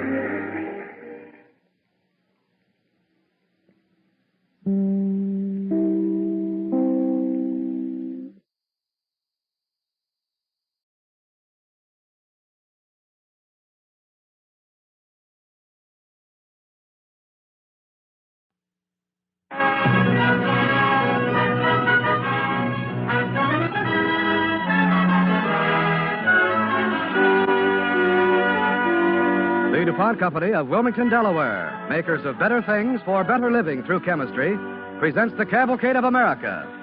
Tonight's stars, Lorraine Day and Franchot Tone.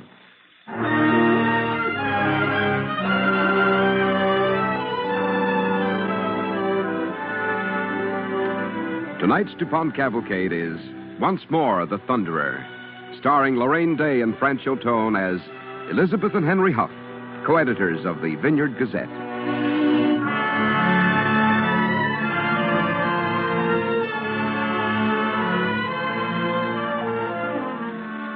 Betty and I were just out of journalism school and just married.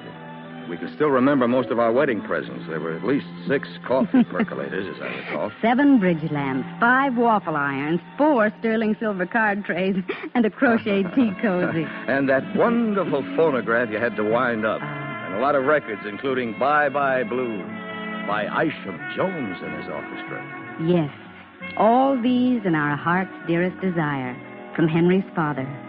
The gift that was to shape our lives. A country newspaper. The 75-year-old Vineyard Gazette of Martha's Vineyard Island.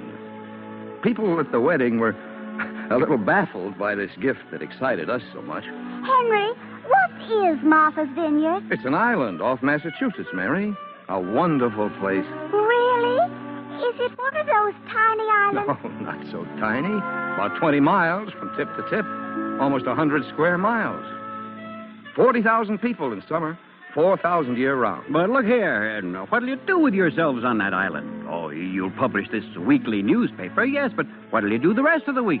Oh, my. They should drop in someday. Yes, someday before press day. Something like that September 15th back in 44, remember? Oh, yes.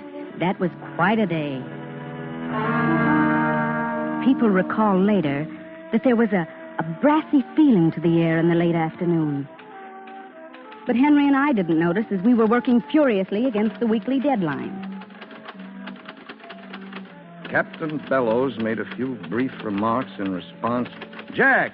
Yes, Mr. Huff, sir? Jack, this story of yours on the presentation of the gold watch to Captain Bellows. Oh, yes, sir. I tried to hold it down to 3 paragraphs. Well, that's just the trouble, Jack. You held it down too much. Huh? Betty, I've got Professor Jernigan waiting in the other room. Would you mind explaining to our budding journalist here the facts of life on a country paper? Oh, of course, Henry. I'm sorry, Mr. Huff, if I appear to be a dope. No, Jack, not at all.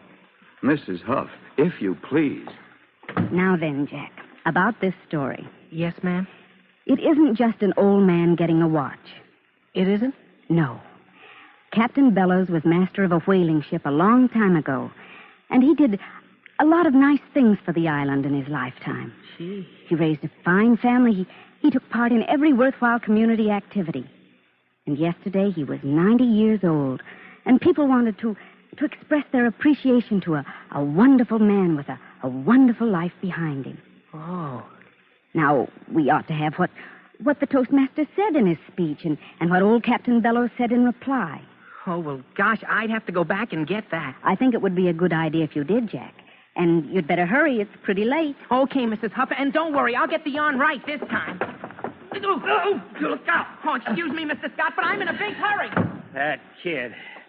Mrs. Huff, I came in here to raise Cain about the coffee. Oh, dear. Now, where's the story on the North Tisbury grass fire? Just finishing it. And how about the ham and bean supper at the Grange? That's coming right up. See, the Mason story's all set. Too bad about young Mason, wasn't it? Yes, it was.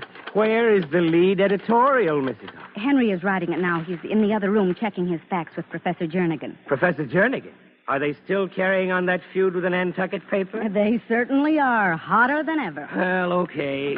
Oh, by the way. Yes, Steve? We had the radio on in the composing room. New Bedford says we're liable to get that hurricane after all. I thought that was supposed to turn out to sea. That changed its mind. Female-type hurricane, huh? Well, we'll worry about that when it comes.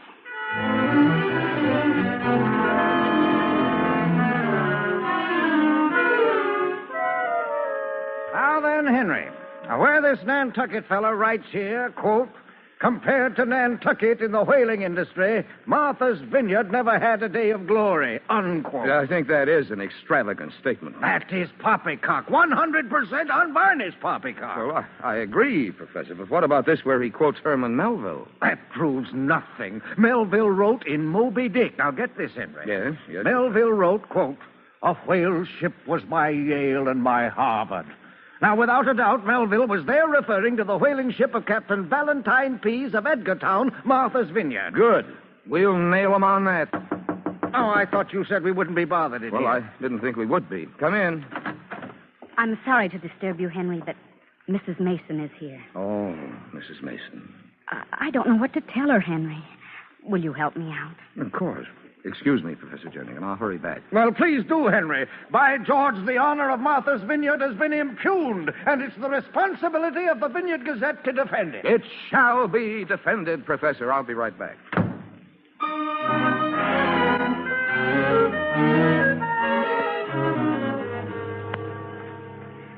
Mrs. Mason, would you tell Henry what you've told me? Well, all right. I've just come from the sheriff's office, Mr. Huff.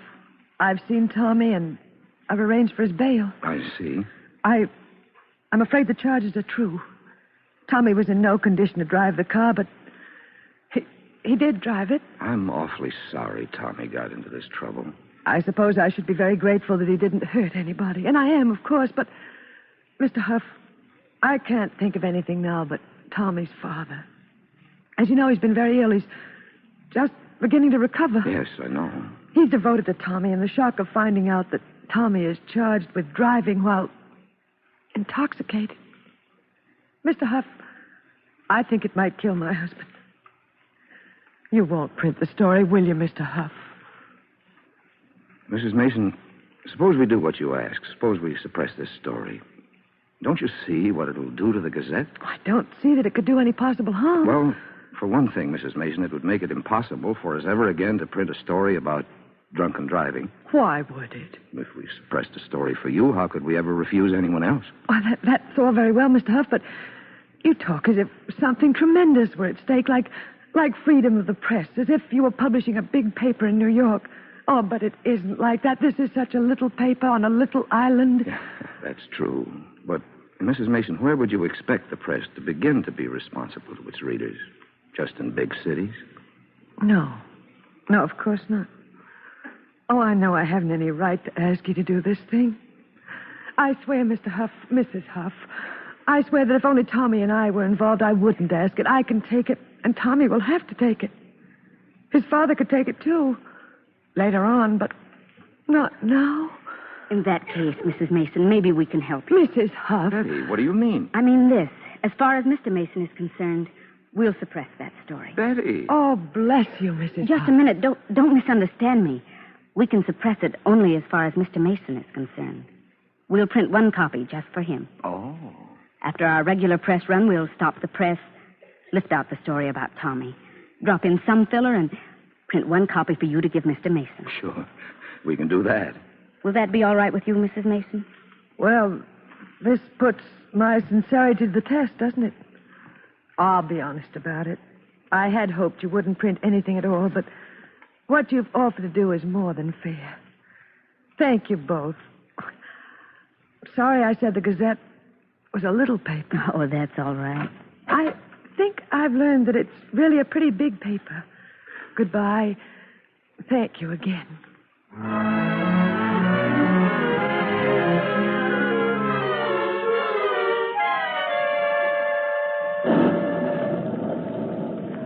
Gosh, it's getting pretty black outside. Yes. All right, now where were we, Professor? In conclusion, the Vineyard Gazette desires to state that Martha's Vineyard captains sailed more voyages in more ships in more seas over the entire history of whaling than Nantucket captains ever did.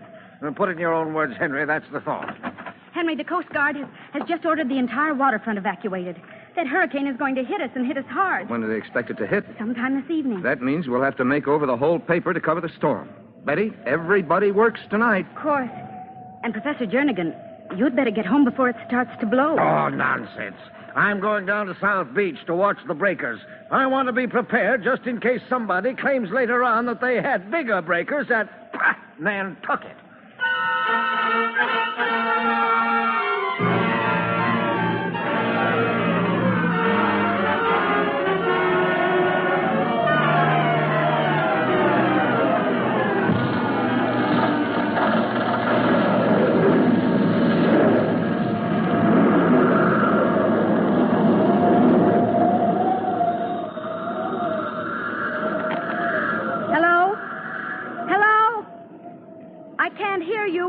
Will you speak a little louder?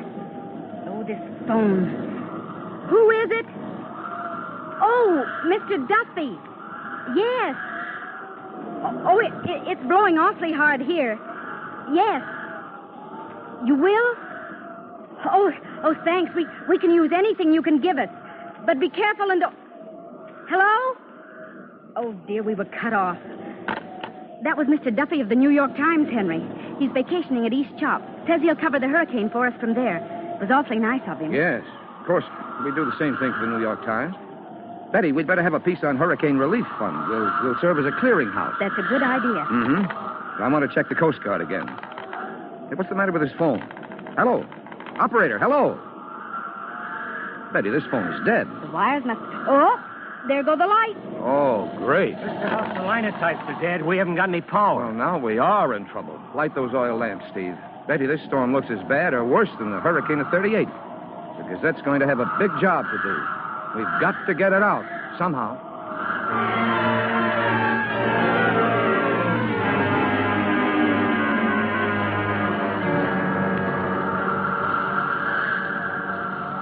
I think it's beginning to blow itself out. Yeah, what time is it, Steve? 2:00.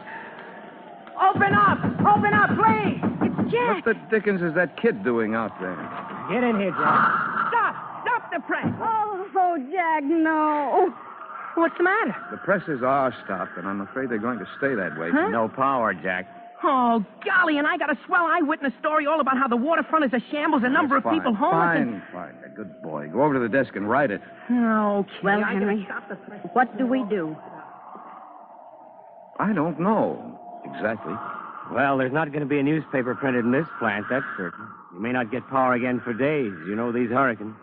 The Gazette hasn't missed an issue in 98 years. It's a doggone shame, that's what it is. Once more, the Thunderer goes to the world. The Thunderer? That's what they call the London Times. That's right. An old Lancashire printer we had years ago used to call the Gazette the Thunderer, comparing us to the great times of London. He did? Every week when the papers would be all wrapped and ready for the post office, this old fellow would waggle his head and say, once more the Thunderer goes to the world. Used to make us feel good and proud the way he'd say it. I wonder how proud we'd be if we missed this edition. With a big story to tell, no one else to tell it. No radio station to fall back on.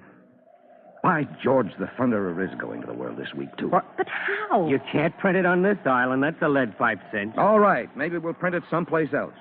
Steve, you get together everything we've got set up. And be ready to travel. Betty, you get your hat and coat. Listen, what Henry, what are we going We're going down to the waterfront. And if the Molly O is still in one piece, we'll try to get help by her ship's radio phone. Come on.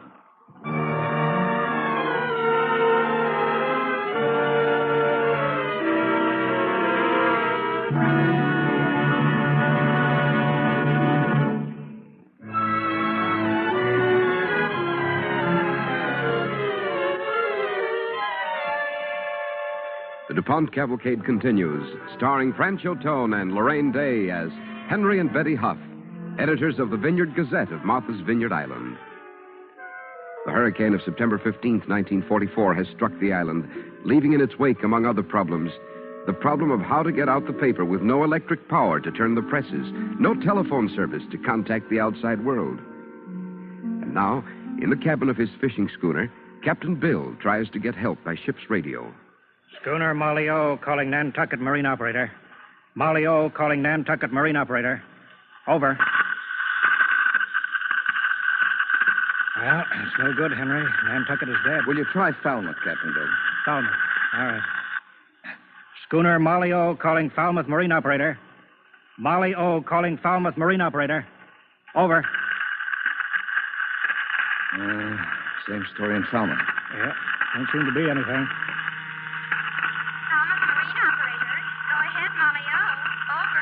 There's Falmouth. See if she can raise the Falmouth Enterprise. Oh, don't lose it, Captain Bill. Falmouth, will you ring the newspaper, ma'am? The Enterprise, over. They've got phone service anyway, Henry. Yes, and a paper of their own to get out. I think you folks maybe just better forget the whole thing. Ready with the Falmouth Enterprise. Go ahead, Molly O. Over. Up to it, Henry. Hello, Falmouth Enterprise. Henry Huff of the Vineyard Gazette calling. We've been hit pretty hard down here. No power in the plant and no prospect of getting any for several days. How are you fixed in Falmouth? Can we use your presses? Over. This is Joe, the janitor. We haven't got any power either. We're printing the paper at Brockton. Everybody's up there now. Sorry, Mr. Huff. Oh, darn it. Much obliged, Joe. Thanks, just the same. Thank you, Falmouth Marine Operator. Molly O signing off. Well, I guess you'll have to skip the edition this week. No, we can't do that. Hey, wait a minute. George Pope. What's that, Henry? George Pope, commercial printer at New Bedford. Used to be a newspaper man. Will you try New Bedford, Captain Bill? Yes, George Pope would help us if he could. All right. Schooner Molly O calling New Bedford marine operator. Schooner Molly O calling New Bedford marine operator. Over. If Falmouth didn't have power, maybe New Bedford hasn't either. Cross your fingers, Betty. New Bedford marine operator. Go ahead, Molly O. Over. Get on here, Henry. New Bedford, will you ring the George Pope Printing Company's plant? One moment. Stand by, Molly O. We better all cross our fingers. Another thing I can't figure, Henry. What are you going to do with all the type you had set up here? Well, we'll have to tote it along with us.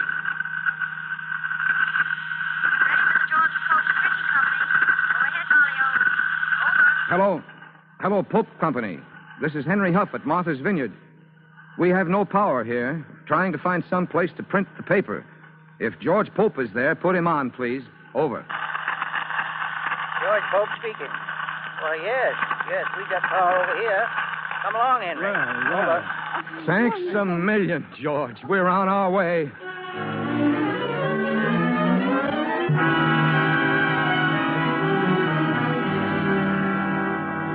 Now, we all straight, Betty? Right.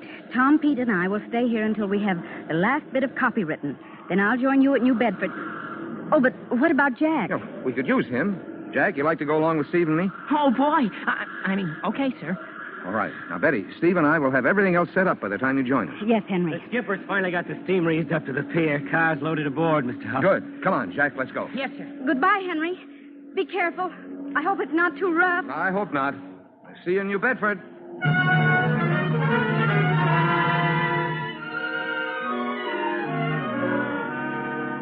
Well, there you are, Henry. Linotype's all set and ready to percolate. Yeah, fine. Thanks, George. Let's get going, Steve. Right. Oh, wait a minute here, Henry. What kind of press do you print on? Duplex Model A. Duplex model... Oh, say, we can't accommodate you there, Henry. George, don't tell me. Now, don't get excited. Start setting your type. I'll get on the wire, and I'll find you a Duplex Model A if I have to call every printer in the entire Commonwealth of Massachusetts, person to person.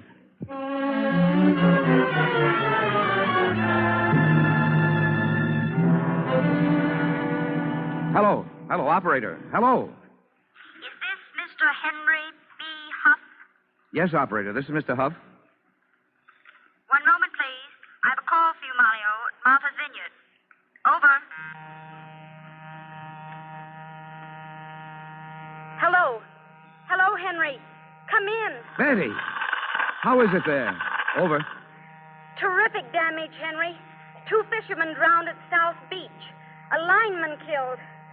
Can you hear me, Henry? Over. Yes. Go on, Betty. Waterfront's a complete wreck. Henry, nobody knows where to start. They need the paper, Henry. They're going to get it, Betty. Listen, don't bother to tell me any more now. Write it and bring it along. To New Bedford? No, Plymouth. George Pope has found us a press our size in Plymouth. The Beacon Press. Got that, Betty? Plymouth. Over. I've got it. See you at Plymouth, Henry. Goodbye. Hey, Henry. Huh? Oh, George. Say, I just talked to Betty. She's meeting me at Plymouth. We can set the rest of the copy there. Why, yes. Eventually, I imagine you can. Yes, things have... What do you mean, eventually? Keep your shirt on, Henry. I just had another call from Plymouth. Well, what's wrong? You said they had a Duplex Model A press? Yeah, they have, Henry, but their power's failed again. Oh, no. Henry, maybe you better forget this week's edition after all and get some sleep. No, we won't. We'll go to Plymouth and wait for power.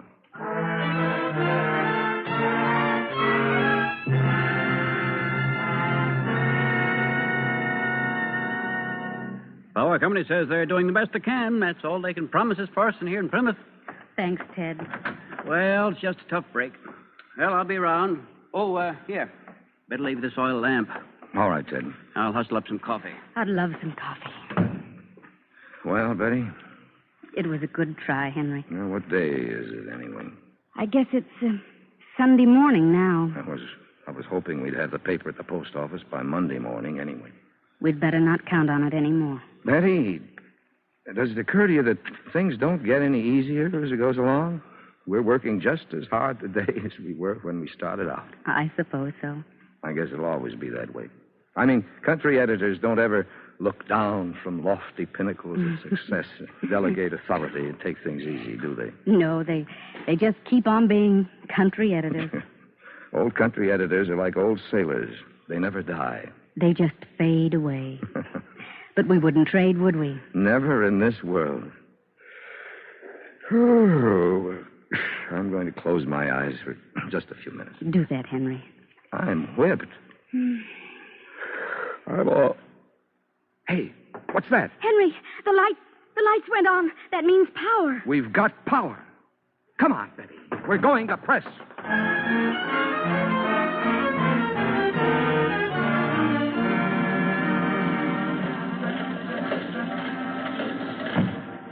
Here you are, folks. First copies. Looks pretty good, too. Oh, yeah, it looks fine. Here, let me see. Yeah, not bad at all. We don't have to be ashamed of this paper, Henry. No, it's a good job. You bet it is. Job, if you ask me. Folks, now it's over. Maybe you'd answer a little question for me. Why, sure, Ted. Well, I'm speaking just as a commercial printer, not as a newspaper man, but why did you go to so much trouble to get the paper out? I mean, couldn't you have skipped this one edition? What did it all prove? Well, for one thing, it proved that the island had a paper it could count on. The paper didn't suspend publication just because it had become inconvenient. Yes? You see, Ted, in this emergency, the Gazette was the only voice the people of the island had. And now the people will know what the full story is. They'll know how to begin to repair the damage, to help the ones who need help. Yes, I see. I wonder if I could ask a question. Something that's been bothering me all summer. What's that, Jack? Well, the way you play up little things and make big stories out of them and never write editorials about world affairs or democracy or I don't know. I'm just confused. Well, Jack, in putting out a country newspaper, Betty and I have discovered that you don't have to talk a lot about democracy in order to have something to do with democracy. Sure, you can have an international viewpoint without turning your back on the things that are local and small, because no principle is too large to be practiced in even the smallest community. Well, I guess I didn't think of it that way. Why, the way you put it, even a little paper can be important. Yes, Jack. Yes. In America, Jack, every little paper can be as important and as free as the biggest paper in the world.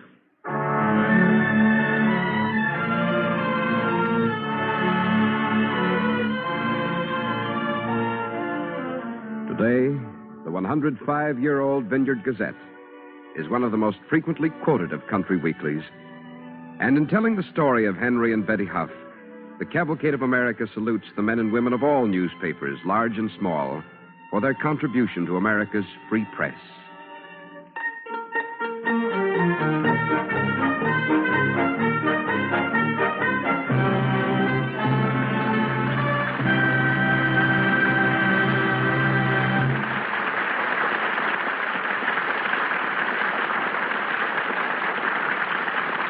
Our thanks to Lorraine Day and Francho Tone and the Cavalcade Players for tonight's story.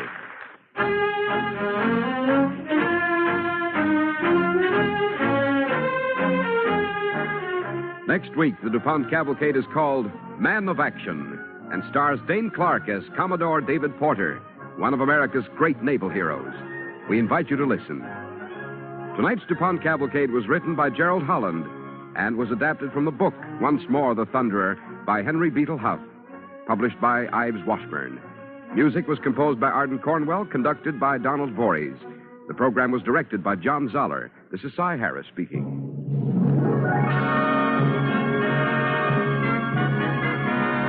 Don't forget next week, Dane Clark in Man of Action. The DuPont Cavalcade of America comes to you from the Belasco Theater in New York and is sponsored by the DuPont Company of Wilmington, Delaware, makers of better things for better living through chemistry.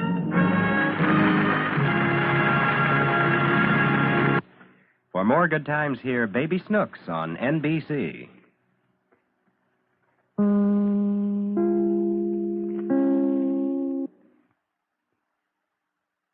This is Chesterton Radio, your home for podcasts of works by G.K. Chesterton, plus drama, comedy, mystery, science fiction, big bands, and much more. The soundtrack to your Chesterton day at chestertonradio.com. The Cavalcade of America, presented by DuPont. The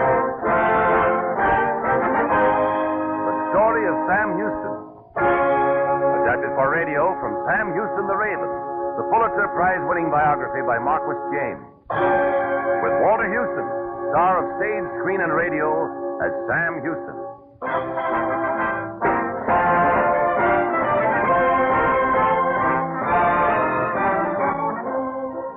The DuPont Company, makers of better things for better living through chemistry, brings you the Cavalcade of America. Tonight, instead of our story about the Pilgrim Fathers, as announced, we are presenting the drama of a great, colorful American character, Sam Houston. And here is Dr. Frank Monahan, professor of history at Yale University, the Cavalcade of America's historical advisor. Dr. Monahan. In certain dramatic moments of the past, the fate of a nation has marched side by side with that of an individual. These individuals are the molders of the future. Destiny often twists them about round a point which they cannot, at the moment, recognize. Certainly Sam Houston did not early realize that the events of a January day in 1829 would shatter his own pattern of life and shape the course of American history. When Houston was born, George Washington was President of the United States. At the time of his death, Abraham Lincoln was guiding the nation through a civil war. Sam Houston in his time was many things: school teacher, soldier, lawyer. He was the governor of Tennessee, a United States senator, the first president of the Republic of Texas. At one time, he seemed scheduled for the presidency of the United States. This office is one which most men do not deliberately avoid. Yet Sam Houston, when all seemed most promising, renounced it all. He defied destiny, but he could not escape it. Tonight, we introduce Sam Houston at a decisive turning point, not merely in his own career, but in the history of the United States. This turning point was the 22nd of January, 1829. Snow is falling over the Cumberland Valley in Tennessee. The best society of the valley is assembling at Colonel John Allen's plantation home for the marriage of his daughter Eliza to the most eligible bachelor in the state, General Sam Houston, governor of Tennessee. The bride's mother is adjusting the wedding veil. Eliza, stop it, I tell you. Please stop it. How can you behave this way? Mother, I can't help it. I can't help it. You want everyone to hear? How can you be so ungrateful after all Pop and I've tried to do for you? Oh, but, Mama, I don't love him. Oh, no. Now every girl feels that way. I thought I didn't want to marry your father. Come along now. Dry your eyes. You'll see. You'll be all right. Nothing will ever be right if I marry him. I won't. I won't go through with it. Eliza, you don't know what you're saying. The finest man this side of the Allegheny. Oh, a friend of the president himself. You'll thank your lucky stars someday. Why, you might even be the first lady of the land. Oh, please, Mother. There's the music. Come on, honey, dry your eyes. It's time to start downstairs. You're a beautiful bride, dear.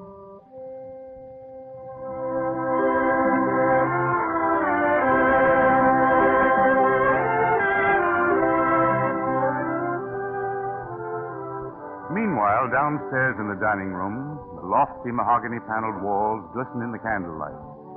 Around a long, darkly gleaming table stand Colonel Allen, his tall, handsome son, several gentlemen of the Cumberland Valley, and General Sam Houston. Here's to you, Sam. I drink to your re-election as governor of Tennessee. I second that toast. Just a minute, gentlemen. Let me propose the toast. To Sam Houston, and to the day when my daughter becomes the first lady of the land. Good luck, Sam. You've always had it. May you always keep it. Yes, indeed. Thank you, gentlemen. Thank you. It's true, I am a lucky man. I'd like to have you all join me now in a toast to one who has brought me the best luck a man could ever have. Gentlemen, to the very fiber of my life, to the one who, well, you know what I'm trying to say, to the lady who has consented to become my wife, Eliza Allen.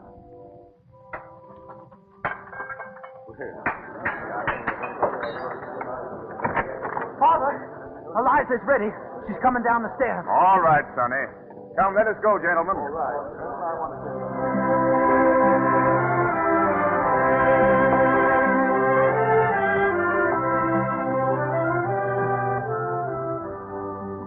Wilt thou love her, comfort her, honor and keep her in sickness and in health, and forsaking all others, keep thee only unto her, so long as you both shall live. I will.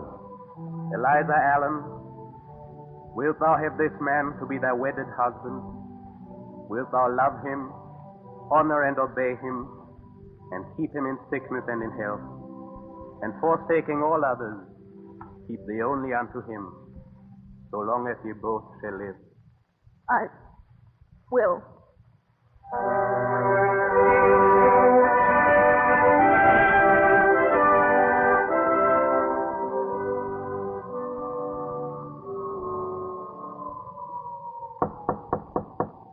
Eliza, Yes? may I come in? Yes. Come in. Oh, Eliza, I missed you. I looked everywhere for you, but it's all right now. Oh, you were so lovely. The center of all eyes. I don't blame you wanting to be alone for a while. Yes, I know. My, listen to that wind. Yes, darling, I hear it. Eliza, Yes? what's the matter? Matter? I love you, Eliza. Oh, Remember the first time I saw you? You were so sweet. A radiant, lovely young girl. The next time you were a woman, still as sweet and radiant. Only you had grown far more lovely. And when I looked into your eyes, I thought of what Indian lovers say to each other. Your soul comes into the very center of my soul. it's cold in here.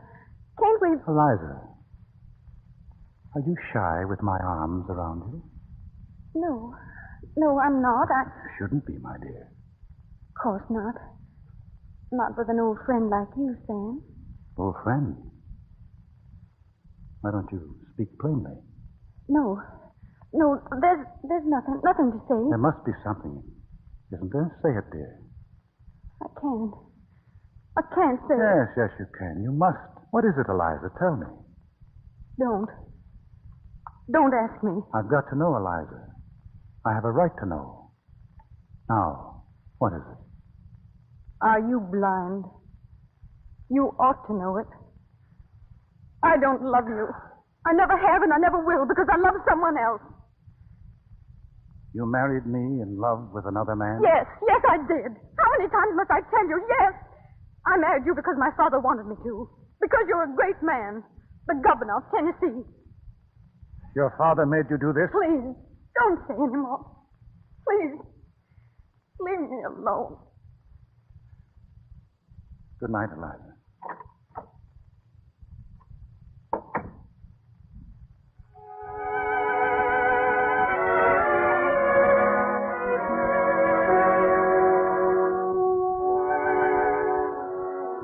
Sam Houston and his bride hid the sorrow that had come into their lives as admiring throngs cheered them on the way to Nashville. A few weeks passed, and then one night in his home, Sam Houston opens the parlor door. Oh, Sam, you startled me. Good evening, Eliza. I didn't expect you home so soon. You needn't bother to conceal that letter in your skirt. We don't have any secrets, Eliza. I think we understand each other. It's nothing. Let's not talk about it. I think we should. There are many things we ought to talk about. There's nothing more to say. You know, and I know. Eliza, I tell you, it is not too late. We can start all over again. Take my love. A love that shall be yours every minute, every hour. No, Sam. This must be the end. Let's stop this mockery now. No, you don't mean that. Yes, Sam, I do. Here's your wedding ring. Take it. Well, why don't you? Please, Eliza. Can't we try again? No, it would be useless. You know that. Here's your ring. Now I'm going to say good night. Please, Eliza, please. Listen, forgive me. It's my fault. Forgive me and try to understand this torment in me. But don't leave me, Eliza. Don't leave me. We can go on together. I need you so, my darling. Eliza, wait. Where are you going? To pack my clothes and go home.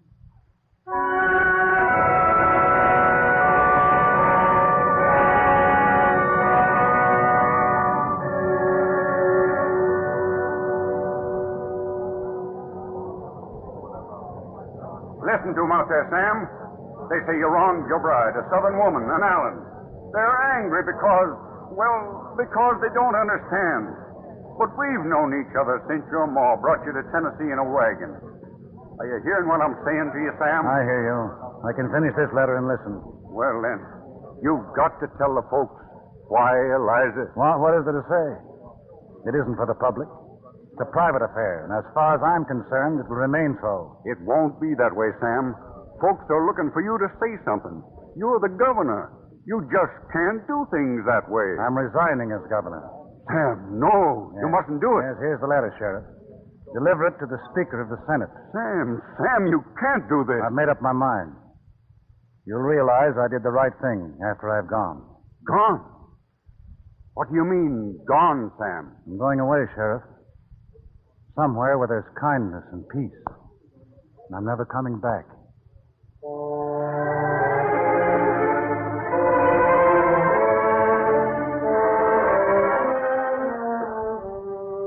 That night, the fire blazes brightly in Sam Houston's study. He's burning his personal papers. At sunrise, he boards the river packet Red Rover, and the little steamboat churns downstream. At Clarksville, the last stop in Tennessee, 2 men come aboard. Sam, 2 of the Allen boys are aboard. They want to speak with you. They may. Very well, gentlemen. Got something to say to you, Sam Houston? You take your hands off your guns, boys. I'll listen to you. You're coming ashore with us, Sam. We'll see about that. What do you want? Folks are saying you ran away because you questioned our sister, Eliza's honor. You either give us a written denial of this rumor, or come back to Nashville with us and deny it in public. We haven't much time. The passengers are looking this way. So make up your mind. I will do neither. Take care. Will you passengers bear witness to the request I entrust to my brothers-in-law? Thank you. And now, gentlemen, I bid you to publish in the Nashville papers that if any wretch ever dares to utter a word against the purity of Mrs. Houston, I will come back and write the libel in his heart's blood. Good day, gentlemen.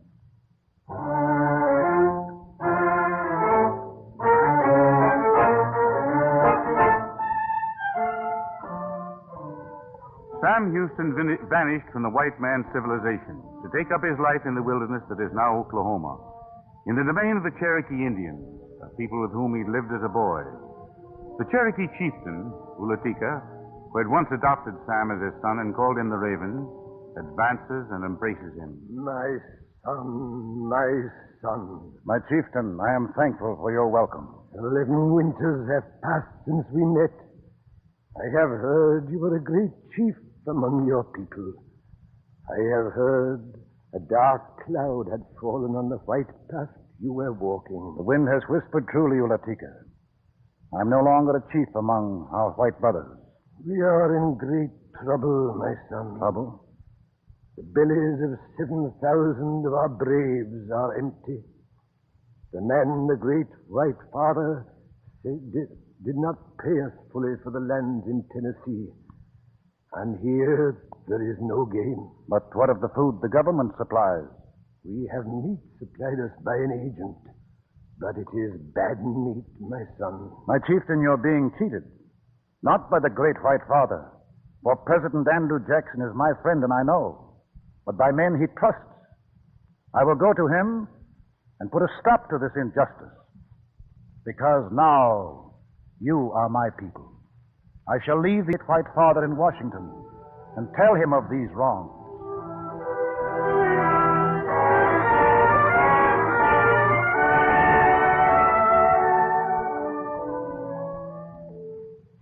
By the tarnal, Sam Houston, what's the idea of coming in the White House togged out in that wigwam blanket? We could tend to your business without you putting on moccasins and that Indian shirt. I don't like it. I'm coming to you as ambassador for the Cherokees, Mr. President. But that's why I'm dressed as one. Well, how have things been going with you? Not so good, Sam. Mm-hmm. These cussed hypocrites in Washington stir up trouble every chance they get. That's what brings me to Washington, Mr. President. These men you sent to deal with the Cherokees cheated both you and the Indians. They're still doing it. It's got to stop, Mr. President. You mean I've been trusting a pack of horse thieves? That's what I mean. The Cherokees were cheated out of their land, and now they're getting bad meat. Then by the tunnel we'll draw up a new rations contract. What do you suggest, Sam? Well, I could supply rations for about 18 cents a day. That sounds mighty fair to me, Sam. Why, instead of all this cussedness, can't people be square in their dealings? That's what I can't see at all. Yeah, they said I'd find you out here on the porch, Mr. President, when I was to come out. Yes, so you did, General Green. Sam Houston, meet General Duff Green. How do you do, Houston? General Green publishes the United States Telegraph. See, I don't like to interrupt, Mr. President, but No, that's all right. Houston and I have been talking about a contract for supplying rations to the Cherokee Indians. The guarantee to the Cherokees and payment for their lands in Tennessee, General Green. Yeah, what's the trouble? This government supplies rations to those savages. Yes, rotten meat, General Green. If you had nothing else for your table, I think you'd prefer to starve and grow thinner. Present ration costs the government 21 cents a day, and by the tunnel, it's mighty unsatisfactory. Houston says he could supply a good ration for 18 cents, saving $12,000 a day. Now, I can't share your enthusiasm, Mr. President. But I can see how General Houston's offer will line his pocket with a fine profit. This will become known, and you'll be in trouble if I may say so, Mr. President. I resent that, Green. Sit down, Sam. Sit down, I tell you. Will you excuse me now, General Green? Certainly. Good morning, Mr. President. Good morning. Sorry, I lost my temper. Oh, never mind that, Sam. I tell you what, we'll see that justice is done. Those Cherokees will get paid in full for their lands in Tennessee, and by the tunnel, I'll tell the Secretary of War to give you that ration contract. I thank you. Not for myself, General, but for my people.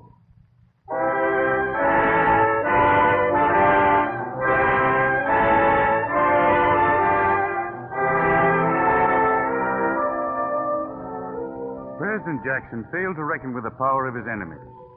General Green's newspaper published sharp, caustic editorials against Sam Houston.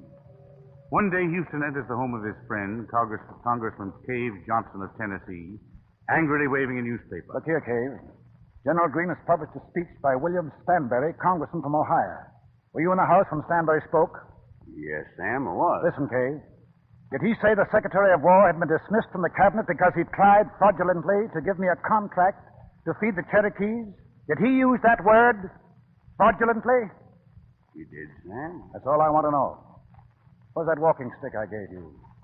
It's in the hat rack, Sam. Mind if I borrow it for a few days? What on earth you want with it? Well, nothing much. I just want to take a stroll down Pennsylvania Avenue and teach a horse thief some manners.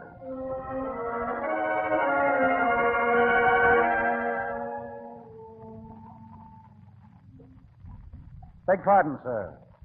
Are you Mr. Stanberry? I am, sir. I've been looking for you. You're a lying rascal. Keep your distance or I'll shoot. Oh, you won't. Trying to pull a pistol on me, eh? Let go of me.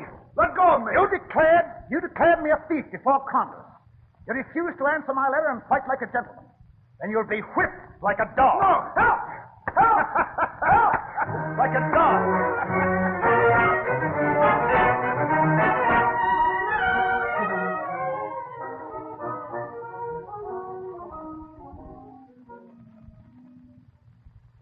This affair's disgraceful, Sam.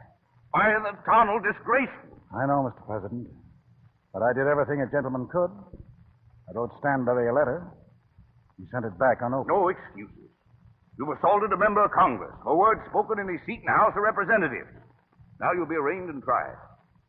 Expect I will be, sir. I'm ashamed of you, Sam Houston.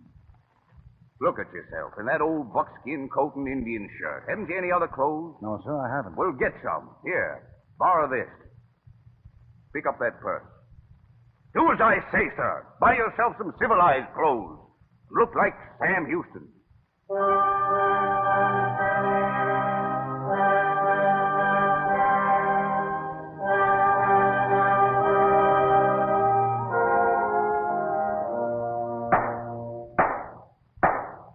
House of Representatives has heard Mr. Stanberry's testimony charging the prisoner Sam Houston with violating the laws of the United States. The prisoner will now come forward out of the dais and conduct his defense. Mr. Speaker, members of Congress, I have committed no offense for which the Congress may punish me without invading the private rights of a citizen of these United States of America. On the wall above our heads hangs the symbol of those rights, the American flag. Before the eyes of American legislators, that proud emblem casts its sacred protection over the personal rights of every American citizen. Gentlemen, when you have destroyed the pride of American character, you will have destroyed the brightest jewel heaven has ever made. You will have drained the holiest drop which visits the hearts of your sages and consuls and the heroes in battle. But so long as those glittering stars remain aloft, so long I trust shall my rights, shall the rights of every American citizen remain safe, till discord shall wreck the universe and time itself shall cease. Order! Order! Order! Order!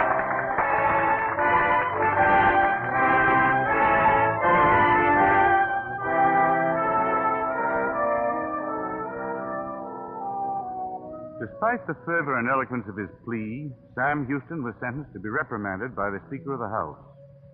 A few weeks after his trial, he goes to say farewell to his great friend at the White House and is received by Sarah York Jackson, the President's daughter-in-law. Sit down, General Houston. May I give you some tea? Thank you, Miss Sarah. Is the President at home? Papa will be in presently. He's expecting you. I brought you a little farewell present, Miss Sarah. Oh, gracious me, another? You're always bringing us presents. Well, this one is a little more special. Since I left Nashville, I've worn it in a little chamois bag around my neck. It's for you, Miss Sarah. Oh, a ring. How lovely. Oh, thank you. No, don't thank me. It was always my wish for that ring to belong to someone very dear to me. I'm glad you're here, Sam. I'd like to speak to you. Oh, good afternoon, General. Sarah, will you excuse us? Certainly, Papa. Look, General Houston has given me another present. The most lovely ring. Yes. It is by the tunnel. That's a beauty. You said I mustn't thank you, General Houston. So I'll wear your ring and remember how fond of you we all are. That's fine music from you, Miss Sarah. Now run along, Sarah. Yes, Papa. I wager there's a present for you, too, in General Houston's package. Sam, wasn't that the ring you gave to your wife? Yes, it was. Then you don't want to go giving it away to Sarah. Day may come when Eliza will ask you to give it back to her. I'd hoped for a time Eliza might get over the way she felt about me. Now I know she won't. That's why I gave her ring to Sarah. It shuts the door. Now it's time to shut the door on another failure. Here's my farewell present for you, sir. My ceremonial Indian costume. Now, listen, my boy. I wouldn't get all riled up over that work among the Cherokees if I was you. Maybe the politicians down here did wallop you for it. But I tell you what, Sam. You'll find out there's more people in this country than those croaking bullfrogs over in Congress. They're different people. They think different. They know what you were fighting for. And they've got their eyes on you now. Well, maybe you're right, sir. Sure I'm right. Show them nothing can lick you. You know, they know that you're a big man, Sam. And they know you can do big things. You've got a destiny in your own country. Destiny. Maybe that's it. Perhaps there's something more to a man's life than his own sorrows. I reckon they just sort of hit him in the heart to prepare him for something he doesn't understand. Maybe it's in the West that I'll find it. The Empire of Texas. Remember, General, I spoke to you once about Texas, and you said I wasn't ready then. But perhaps now my work lies in Texas. Texas. It's a big job, Sam. Texas should be in the Union. Should be, and by the eternal it shall. That's what I promise you, General.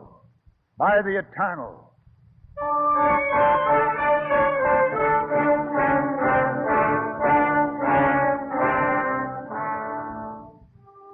The Raven disappears beyond the horizons of the West, where the America of his time was on the threshold of new and expanding frontiers. And the America that was to come achieved a new greatness because of the forceful genius of a man who, through suffering and a strange sense of destiny, became the liberator of the vast empire of Texas and a leader in the Cavalcade of America.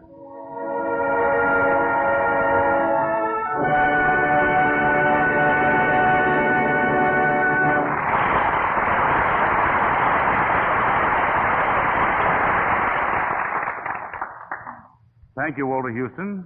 We're honored to have you as our guest tonight on the DuPont Cavalcade. And now, before we hear from Dr. Monahan about next week's program, we have a story from the wonder world of chemistry.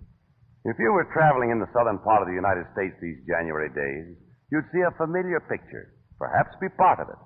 For already the southern farmer is doing his planting. In those tiny seeds he's planting, there's the making of success or failure. Seeds can carry diseases that will ruin crops. And if crops fail due to disease in the seed, that means bad luck for everyone. For crop failures make your groceries cost more. Well, that's where chemical research steps in to help the farmer and everybody who buys the things the farmer raises. Today, chemists provide disinfectants for treating seeds before they are planted. An accident that happened almost 300 years ago marked the beginning of chemical seed treatment. About the year 1670, a sailing vessel loaded with wheat was wrecked near Bristol, England. Farmers living along the coast salvaged some of the grain from the wreck. But since the seawater had spoiled it for flour, they planted it for seed. They noticed that the wheat grown from this seed was fairly free from disease, while crops grown from ordinary seed were not nearly as healthy. The news spread, and for about 100 years, it was common practice to treat seed with salt water. It was not until our own times, after the turn of the 20th century, that the greatest progress was made in seed treatment. DuPont chemists, among others, realized that here was a real need to be filled by chemistry. Today, the farmer can protect his crops against disease, no matter what he wishes to grow, because chemists are supplying materials that do the job and do it well.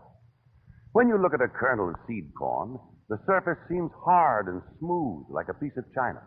Actually, it is full of tiny cracks that are hiding places for harmful germs.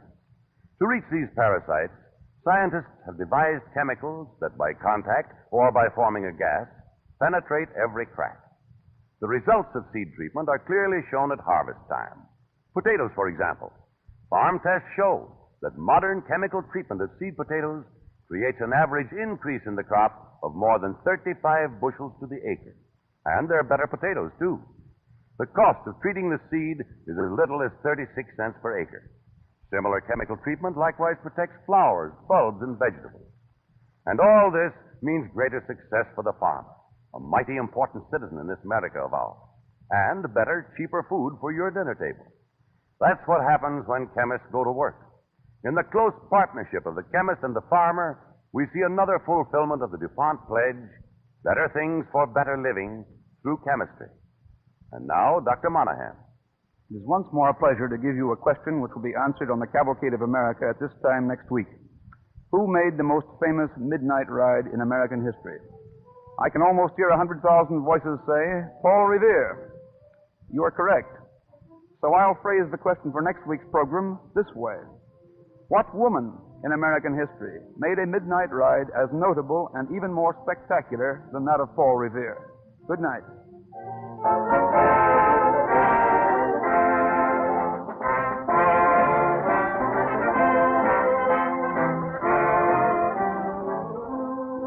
The orchestra and musical effects this evening, as usual, were under the direction of Don Voorhees.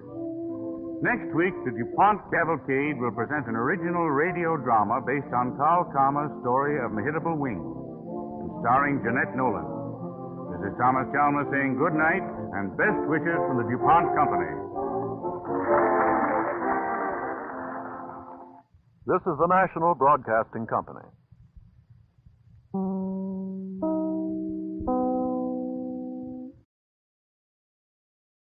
This is Chesterton Radio, the true, good, and beautiful at chestertonradio.com. The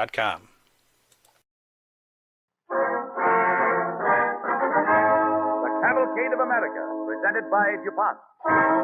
The Raven Wins Texas, a story of Sam Houston. Adapted for radio from The Raven, the Pulitzer Prize-winning biography by Marquis James. Starring Walter Houston in the role of Sam Houston.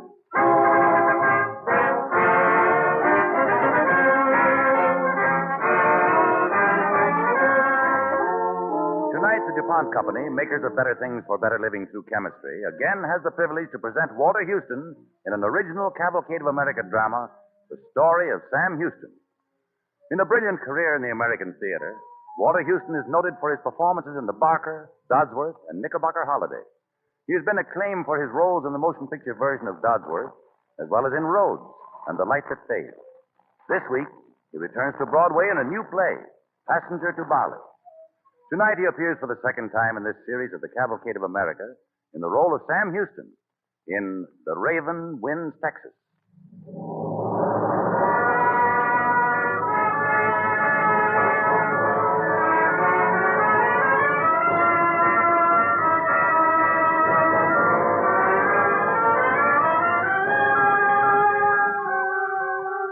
Of a summer day in the year 1832.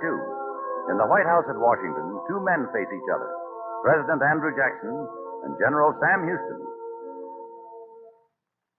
Sam, remember you spoke to me a long time ago about Texas? Yes, I do, Mr. President. You said you weren't ready to talk about it then. Well, I am now.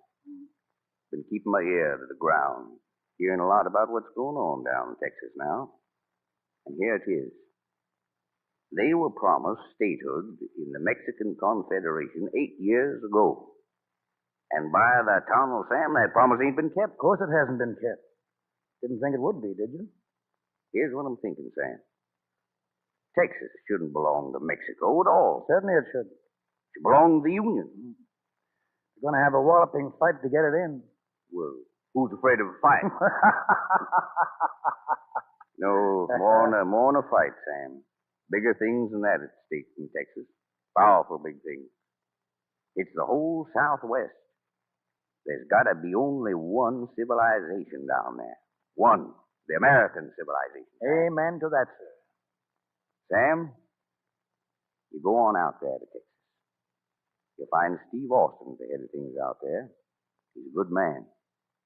Maybe too good to be dealing with that Mexican rattlesnake Santa Anna. Watch out for his fangs. He's got 'em to use 'em. It's a big job, General. Sure it is, Sam. But I tell you, Texas should be in the Union. Should be. By the eternal it shall. That's what I promise you, General. By the eternal.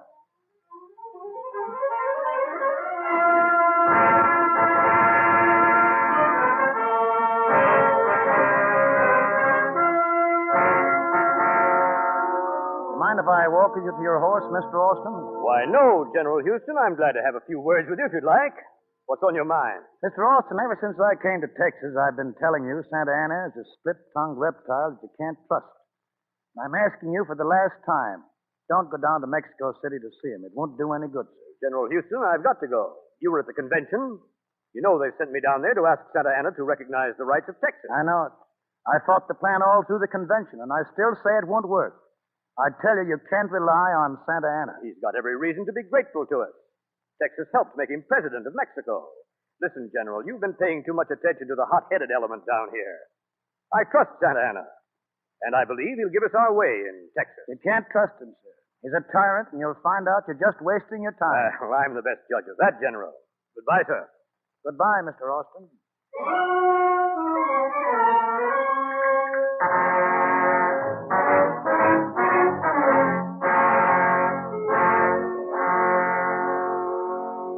Senor Presidente. Yes, Almonte. What is it now? It is this, Senor Stephen Austin. He still waits to see you. He must wait, Almonte, until I am ready to see him. Excellency, it is now 6 months that he has been here waiting for an audience. May I remind you that... Enough, Almonte. You can remind him and yourself, too, that I am the Napoleon on this continent. I beg your Excellency's pardon, but Senor Stephen Austin is ready to leave us. Leave? He just told me so himself. Waited 6 months, you say. 6 months is too short a time, Almonte. Senor Stephen Austin will stay with us a little longer. Excellency, would it not I need no help from Senor Stephen Austin. I have discovered a letter here, a letter Senor Austin wrote to friends in Texas. It was too bad he wrote it. I shall make Senor Stephen Austin pay for that mistake. I hear it.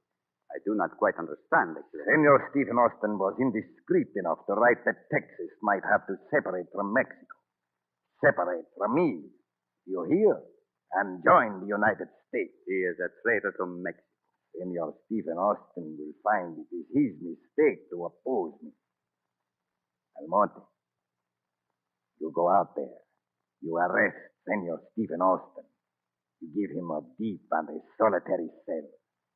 When you have done this, Almonte, you come back. Tell me about it. Yes, Secretary. Well, sir, will the president see me now? I am sorry, Senor Austin. I have told you the president will not see. But I've been trying to see him for 6 months. Surely. I have said, Senor Austin, you will not see him. Senor Austin, you are under arrest. Arrest? What for? You have no right to arrest me. I represent Texas. And General Santa Anna represents Mexico. I trusted him. Sam Houston was right. Tell your Santa Anna he can imprison Stephen Austin, but there are Americans in Texas who will make him pay for it. You can't stifle the cry of liberty. No man ever has. No man ever will.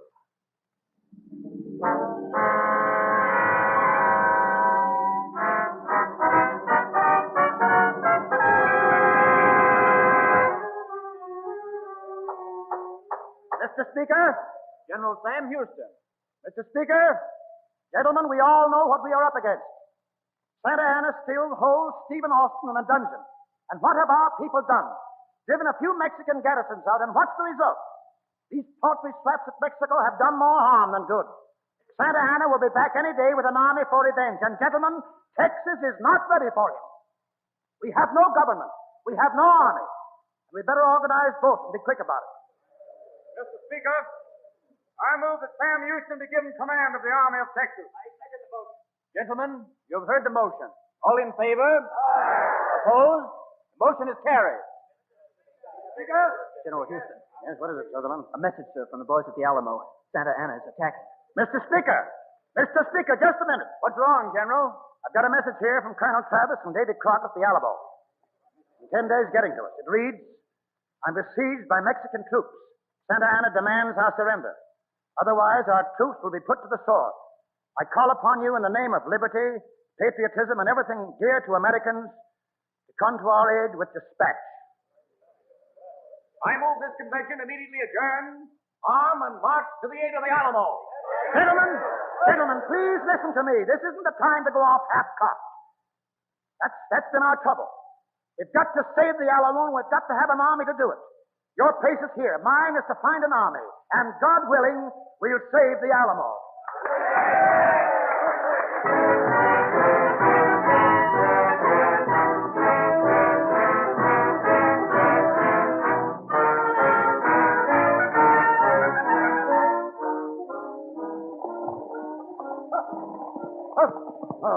General Houston. Oh, Firefly, whoa. What is it, Major? Scouts up ahead found a woman riding by herself looking for you, sir.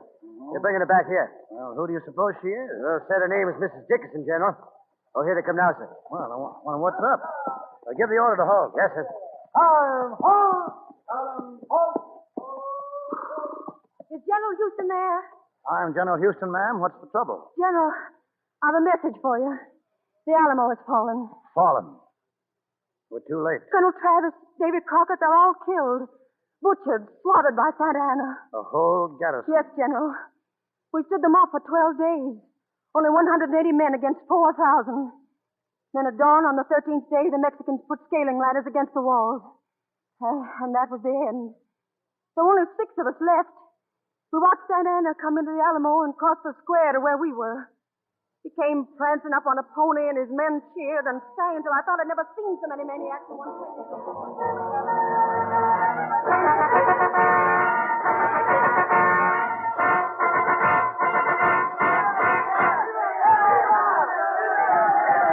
Well, there he is. The great Santa Anna. 13 days. Well, it took him that long to ride inside these walls, anyway. What'll they do? What'll they do to us now? Keep up your nerve, Mrs. Dickinson. Don't let them think you're scared. Remember, we showed them what we could do for 12 days. We're not going to quake before them now. Make way! Make way for that Presidente. At ease! At ease! Well, Almonte, the victory is mine. Yes, Senor Presidente, but another one like it will ruin you. Silence, Almonte. Yes. These are the prisoners. These 5 men here, senor. The woman there. Prisoners are a nuisance, Almonte. I do not wish to have him. You bloodthirsty beast! Haven't you butchered enough of us? Oh, there is a flash of spirit for you, Almonte. I shall show a little mercy. Senor. Come here, senor. No! No, I won't. When Santa Ana orders you to obey, senor. Your arm is tender, senor. It's very easily broken. Proceed, Almonte. No! Oh, no, don't. Almonte, what are you waiting for? Yes, senor president. Ready. Aim. Fire. You see, senora, what my mercy spared you. Now you can do something for me. You know this General Sam Houston? Yes. You will find this Senor Sam Houston. You will take a message to him. Almonte, you have a horse made ready for the senora. Please. Listen well, senora. Give him my compliment. Tell him what you have seen. Tell him to remember the Alamo. That will be the fate of every man in Texas who opposes my authority. Now, on this horse. Quickly, senora. Up. So, go.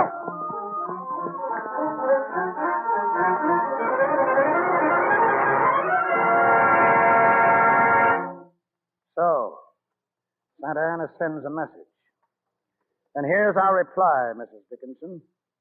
We'll remember the Alamo, and Santa Ana will never forget it.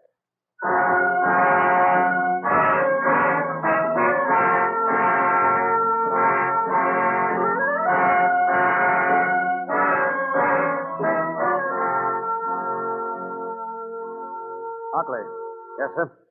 Tell the men we'll have to eat cold rations tonight. I want no campfires burning. Too easily spotted by Santa Ana's men. Yes, General. Well, they'll wipe us out anyway, if you ask me. I tell you, General Houston, it's no good. We haven't a chance. I'll throttle you if you keep up that talk. Very well, sir. But tell me how 900 men are going to drive off 7,000. That's my problem, Major Smith. The Mexicans haven't trapped us yet, and I tell you they won't. Texas is a powerful big place to fight in, and there's lots of room for one big blow. Come on, you. What's going on there? Come on here. What is it? Come in. What is that? What's the matter there? Scouts picked up a rattlesnake riddled into camp, General. Come on, you speak up, you spy. Santana. Juanes. Yeah, no, we don't savvy Mexico around here. English, you know English. All right. Tell him just what you told me. Go on. Santana. He come this way. 4 division. He kill all. Right behind. Yes? Santa Ana right back of us? Shall I hang him or shoot him? No, por favor. No. No, Dios. No, there's no hurry. Major Smith. Yes, General. Well, you're right, Smith. It's no use. We can't fight 7,000. I thought so. Yes, we'd better get out of here. Make for the border of the United States before it's too late. I guess it's all over, boys. We're licked. All right, sir. Makes sense to me. What's this spy doing in here? Kick him out of this camp before I change my mind and have him strung up. Get out of here. Come on. Go on, get out. We'll have to hurry before it's too late. Where are you going, Major Smith? I'm going to carry out your orders. Major. Yes, General? Do you think I'm a lunatic? Didn't you just say it was all over? Sure, I said it. Sure, we're going to retreat. And when that spy tells Santa Ana, he'll come chasing after us, and we'll give him a run. A run he'll never forget. Then, boys, we'll strike. We'll hit him when he least expects it. All right, go ahead, but you're making a mistake. I'm commanding this army. I give the orders. Sound the retreat.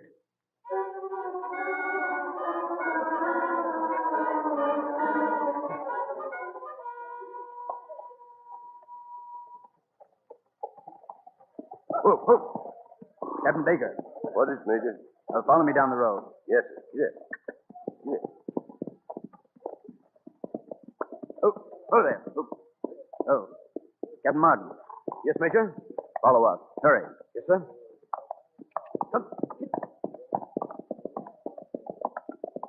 Oh, there. Major Hartley. Yes? Oh. You follow us off the road here, over in those cottonwoods. What's the matter? Come on. You'll see. All right. Yes, come on.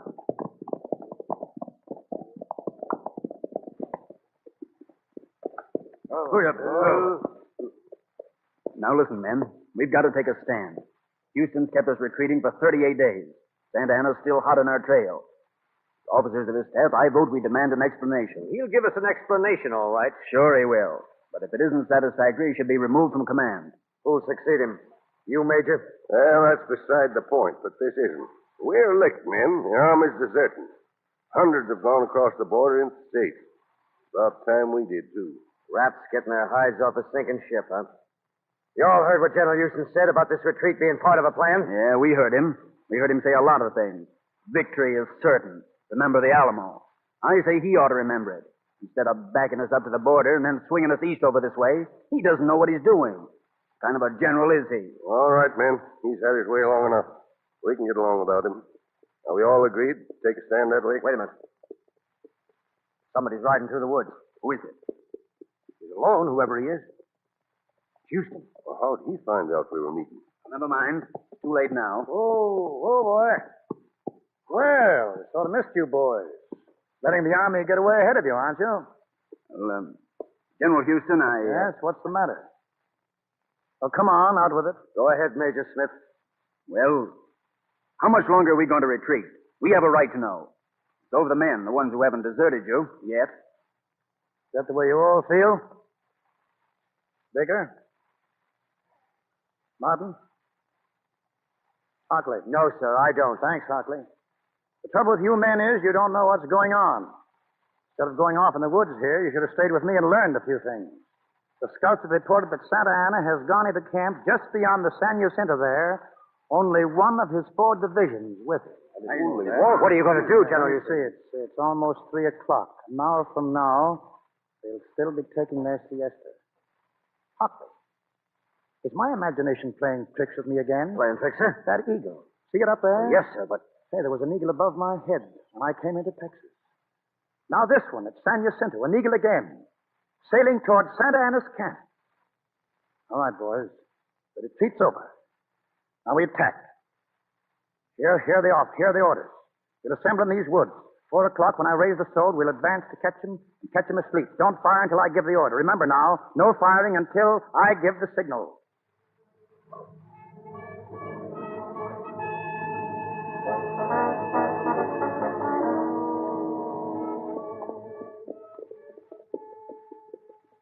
Quiet, man, quiet.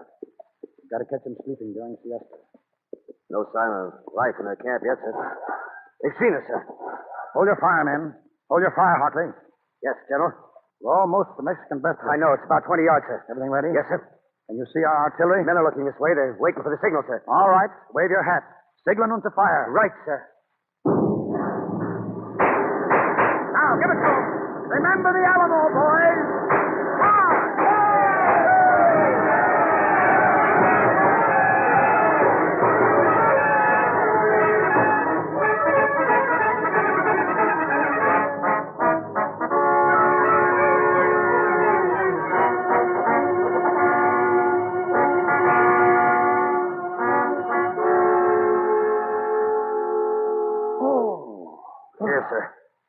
Sit down and lean against this tree, sir. Yes.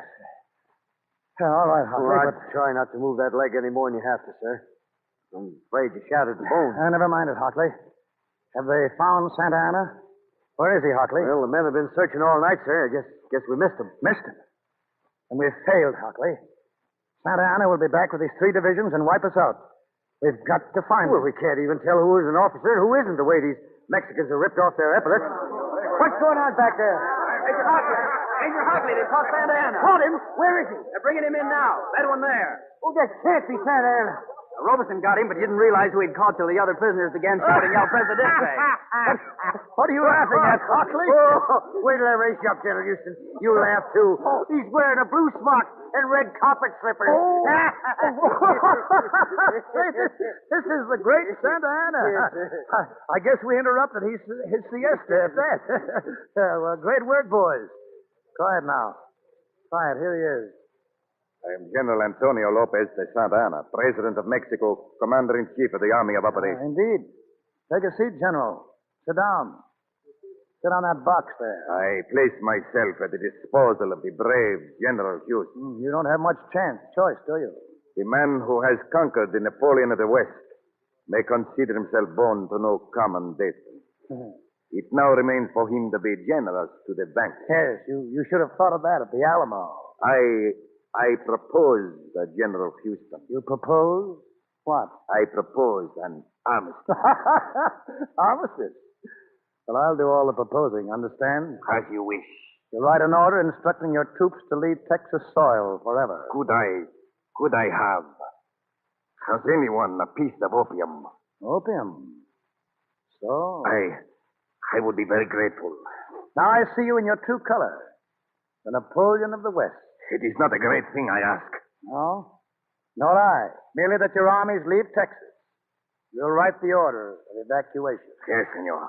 Yes, I will do so. Take him away, boys. All right, General. Come on now. Buckley. Yes, General. Get me a paper and a quill. I'm going to write to Andrew Jackson. Yes. We've won our freedom. Now all that remains is for us to join Texas with the Union. When that day comes, and someday it will, I'll tell old Hickory myself. By the eternal.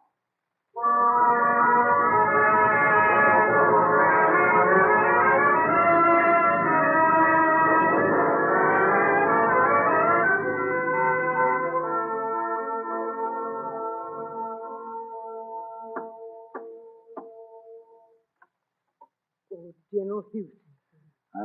I'm sorry, Hannah. We got here too late. I'm sorry, too, General. He asked about you at the very last. This is my son, Hannah. How do you do, Hannah? How do you do, Miss Sam? We left as soon as we heard. Could we see him? Yes, sir. You can. This way, General. You come too, Sam.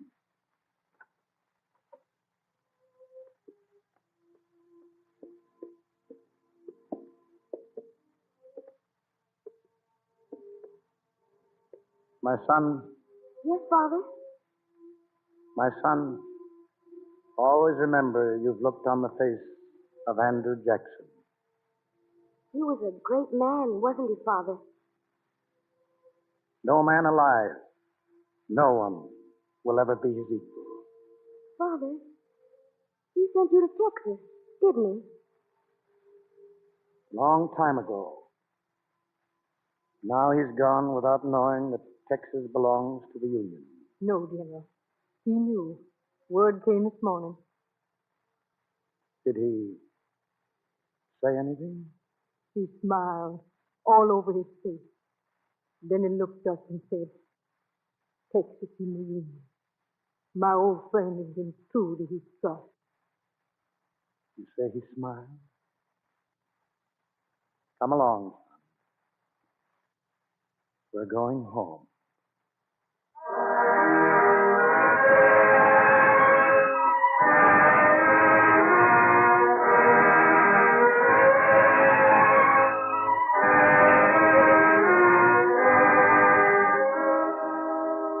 Raven's flight is ended. But the heritage he left us lies in the greatness of the Lone Star State. And tonight, Sam Houston, the foremost Texan of his time and all time, takes an honored place in the Cavalcade of America.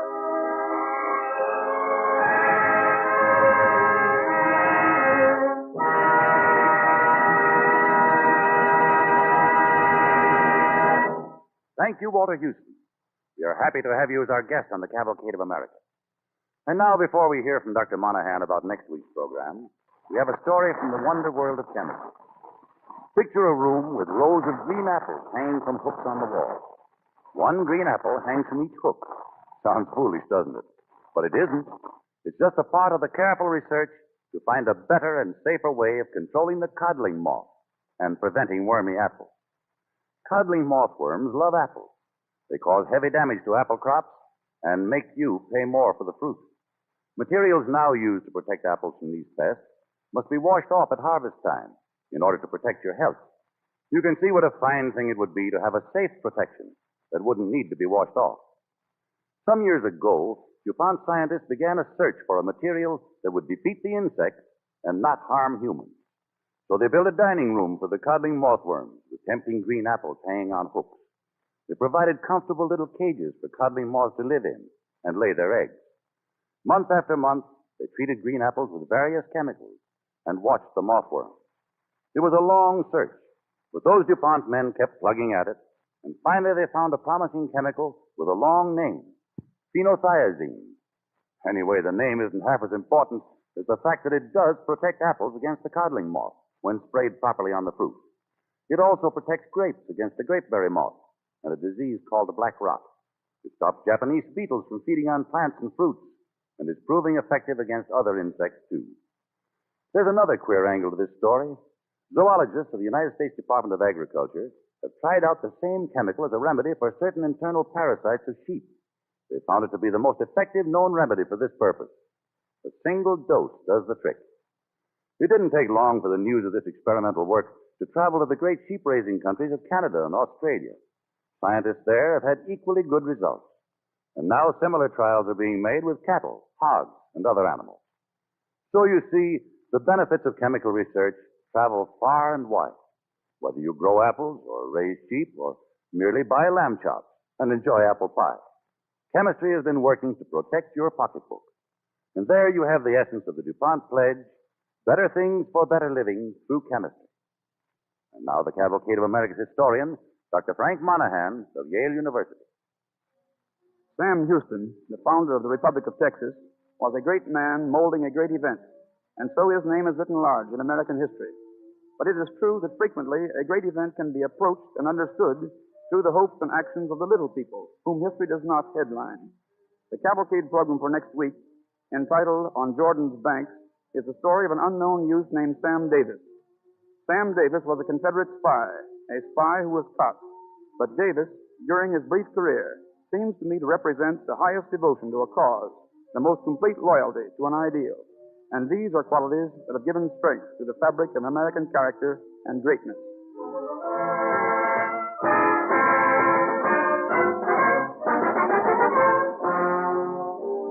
Next week, when the Cavalcade of America presents On Jordan's Banks, our star will be Elliott Reed. Radio listeners everywhere will recognize Elliott Reed and remember his outstanding performances on many radio programs.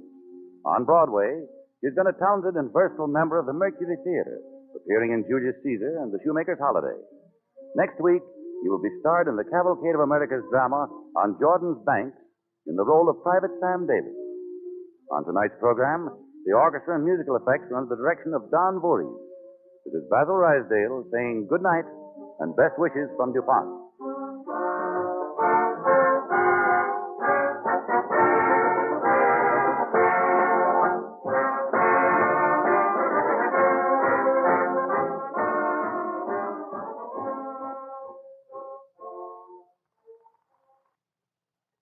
This is the National Broadcasting Company.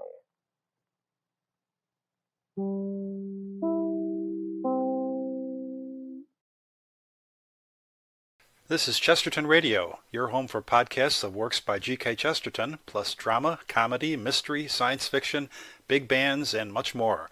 The soundtrack to your Chesterton day at chestertonradio.com.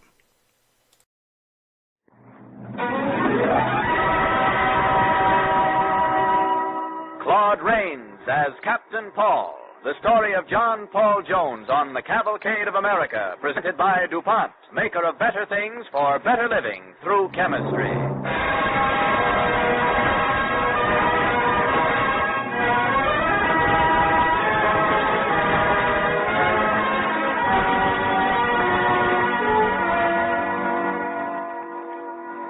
Good evening, ladies and gentlemen. This is Clayton Collier. Today, as we all know, the nation celebrates the birthday of the United States Navy.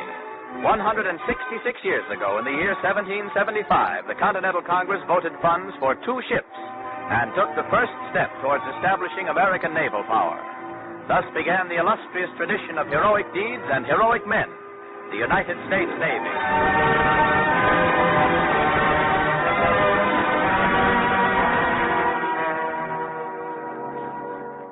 Tonight, the Cavalcade of America, sponsored by DuPont, brings you a play about a man who is a symbol of this great tradition. Adapted for radio from Commander Edward Ellsberg's bestseller, we present Captain Paul, the story of John Paul Jones, starring the distinguished actor Claude Rains.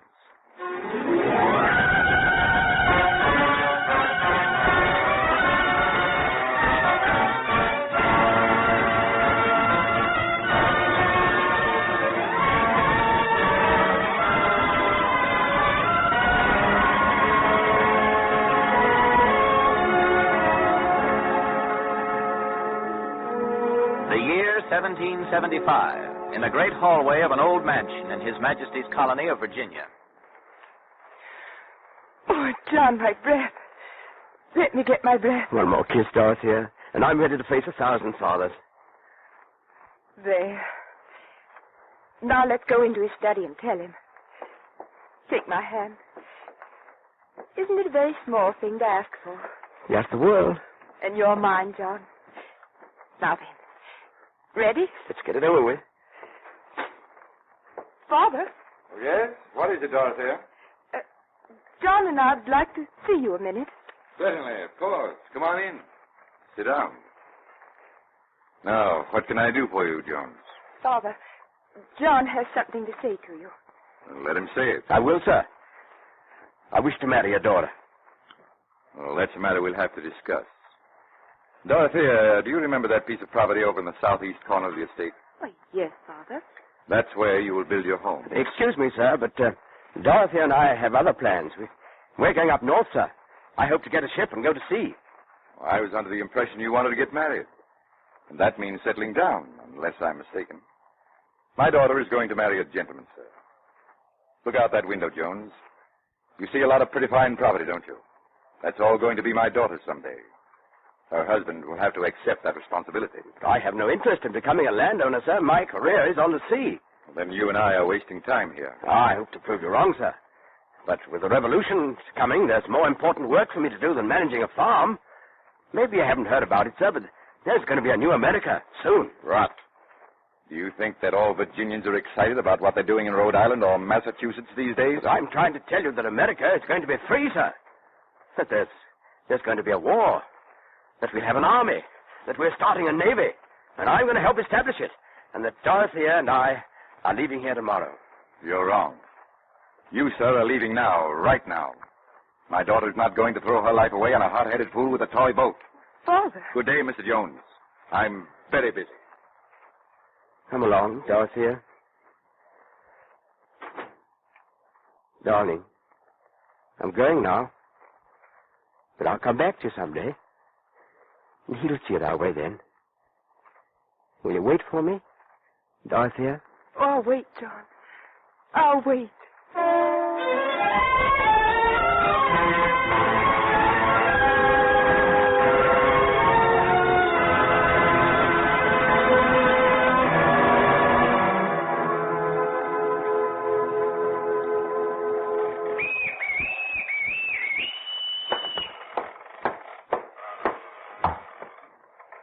Sir, I am Captain White of His Majesty's Royal Navy.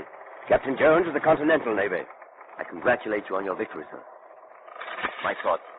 Thank you, Captain. The American Navy is so young and impoverished, you could probably use it. But you better keep it. Thank you, sir. I'd like to ask you a question or two. Certainly. Where was your ship bound, sir? Boston. Your cargo? Our stores are sizable, sir. Shoes, uniforms, food, powder, and cannon. Captain Jones, I've never struck my flag before, and I still can't understand how you outmaneuvered me to windward. Your ship, I see, is not exactly first class. They say beginner's luck always is, sir. Then I'm your first prize, Captain Jones? No, sir. You are number 8. There have been 7 others.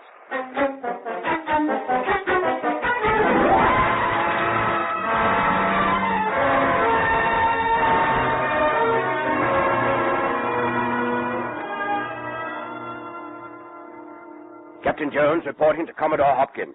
Captain Jones, I'm glad to see you back in Newport. Is the ship all right? Sir, I have the honor to report to you that in 6 weeks at sea, we captured 8 enemy vessels.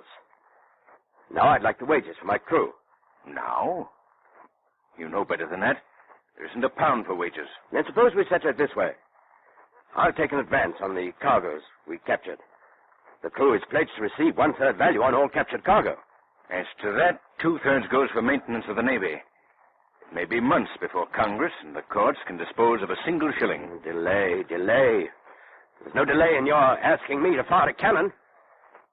I suppose you wouldn't know about firing a cannon, Commodore. You will address me as befits the Commodore of the Continental Fleet, Captain Jones. What fleet? Those 6 sloops rotting in the harbor? I tell you, I want a better ship if I'm going to carry out this sea raiding as it should be done. You don't know how lucky you are. And a lot more important men than yourself with better connections can't get a ship anywhere. Now, are you going to turn over that cargo to me? Or shall I be forced to relieve you of command? Shall I tell you there's a war going on, Commodore? The country's bleeding to death. And you know it. But so long as they don't bombard Philadelphia Harbor, it's business as usual and the devil with liberty. Lick the heels of any tyrant, but get your gold out of it. And forget about the poor clods fighting to make men free. Get out of here, Jones, and don't come back. You won't get rid of me. My crew's outside. What if I tell them the Commodore of the Continental Fleet's grabbing 2/3 of the cargo for the Navy and letting the men wait? No. Wait a minute, Jones. You, want a better ship, you say? I do. Suppose I give you one we've just acquired from the French, the Amphitrite. I think this paper will make everything satisfactory. That's better. Good day, Commodore.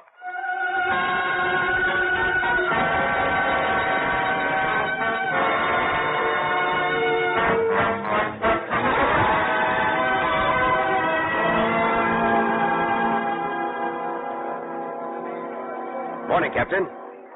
The Navy has commissioned me to take over the Amphitrite. Here are my papers. Yes. Yes, I see. Speed is all I ever laid eyes on, sir. I'll be off at once. Along with raiding, I'm to be head for Paris. Dr. Franklin must be given news of Burgoyne's surrender at Saratoga. Good. I'm sailing the ship to France next week. I'm sure you'll enjoy being a passenger. You'd better look at that paper again, Captain. You're turning your ship over to me. Oh, no. That isn't what that paper says. It just says you can take command. I don't see any paper which tells me to give up my ship to anyone. Well, can't you infer that if I'm to take command, you'll have to give it up? Give my ship away on inference? You can't do that without another paper that says I can. No, sir. You show me a paper that states that in plain language, and I'll turn my ship over to you. Paper. Paper. The country's dying, and you're talking about a paper. You and the rest like you. Bunglers, money grubbers, politicians. Everybody afraid of the one above him, afraid for his skin, afraid for his pocket. Can Washington load his muskets with paper? Will paper break the blockade? By heaven, if it's not this ship, it'll be another, paper or no paper. Is this a war? Or are we all playing with paper dolls?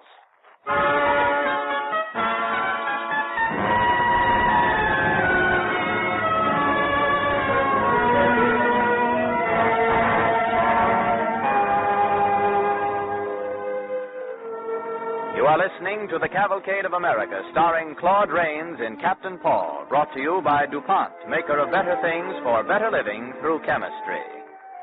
As our play continues, we find John Paul Jones calling on Dr. Benjamin Franklin, the American envoy in Paris. And the news is, Dr. Franklin, General Burgoyne surrendered his entire army at Saratoga. Wonderful. Wonderful. Now the French will join us for sure. Good news indeed, my boy, good news. And now, tell me your plans. Dr. Franklin, I think you realize now we'll be able to finish the war quickly. And I'm sure you see the need for American naval power to do it. The fact is, if I had command of a squadron... A squadron would be very nice, Captain Jones. But no doubt you heard of politicians. To my sorrow. Who hasn't?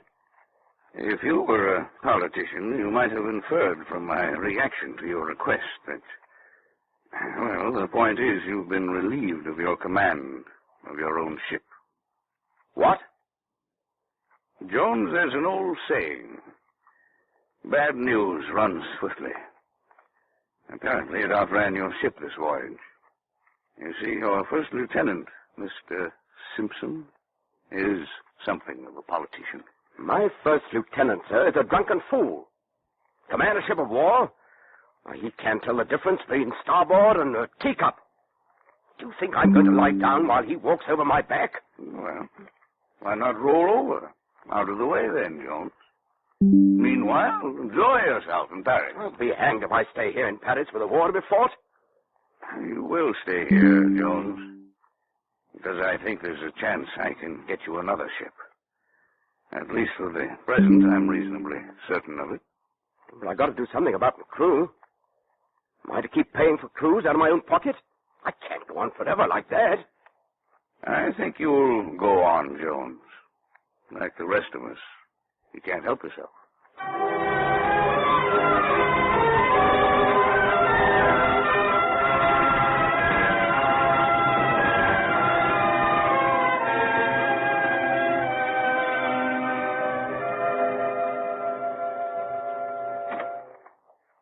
Dr. Franklin, I have gone on.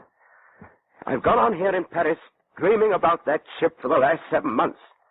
Haven't you any word, sir? Jones, your dreams are over. You're in command of a squadron. At last. Now for some action.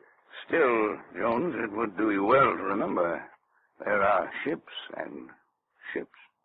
What do you mean, sir? Well, let me put it this way. True, you have a squadron. It is equally true, nevertheless, that you will be joined by 4 French captains, each commanding his own vessel. As to your own ship, Jones, well, if they refer to vessels as females, we might call her a dowager of the seas. In fact, she's 60 years old. Guess that must be the one Columbus overlooked. He's sure she floats. Oh, they say she floats. But I think if you're taking her anywhere, you'll have to look around for sails. If I'm going to do any fighting, I suppose I'll have to pluck a few cannon out of the air. What's a miracle or two? One smashing victory and you'll go home a hero. I want to go home, sir. Doesn't a hero always need a heroine? Then don't waste time, my boy. Go back and marry her. You can tell her you named the ship for her. Don't you suppose I've had a name ready all these months? What are you going to call her, Jones? She'll fight with your name, sir. She'll be the Paul Richard. Thank you, Jones. And we'll say good luck and a great sail for the Bonhomme Richard.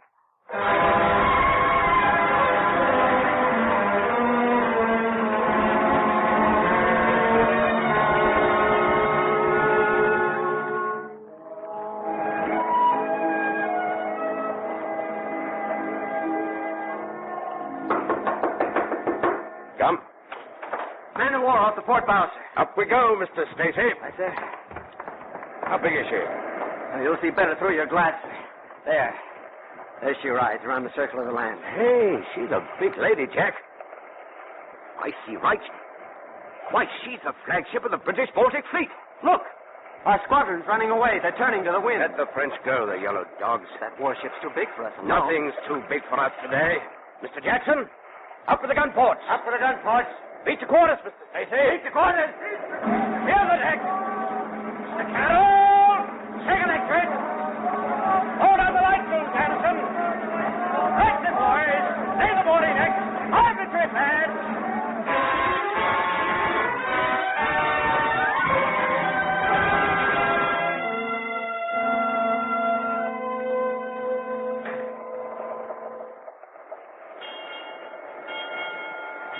Ship's cleared for action, sir. Good. She's closing in on us, sir. Mighty close. The closer the better. Hit her with a stone right now. All right, Listen. You can even hear them giving orders. I shall be smack into us in a minute, sir. Are the men ready? Aye, sir. Ahoy! What ship are you? Listen, Mr. Stacy. Aye, sir. When she gets a little closer, we'll throw the grappling hooks into her and board. I say, what ship are you? Ship service. Captain Richard Pearson. The gun ports are still closed. In another minute, we'll have him blanketed. Aye, sir. Ahoy there! Where are you bound? Come closer, I can't hear you. Answer directly, I fire. We have him, Mr. Stacy. We'll smother his guns in the collision. He means it all right. Look. Grappling hook, sir. Not yet. Up with the gun ports. Aye, sir. Lower it now, Max. Up. Going to fire. We'll be blown to bits this close, sir. Now, Mr. Stacy. Grappling hooks, boys. Throw them into her. I say go. Stand fly, lads. Order! Order! Pistols and cutlasses. That was their steering gun, sir. Guess we couldn't smother them all. Any damage? Looks pretty bad from here. Oh, full of water. We're sinking. The ship's on fire. Captain Jones, sir. They shot us carry away our flag. Oh, you rebel pirates. Do you surrender? Never. I've got my guns to fight.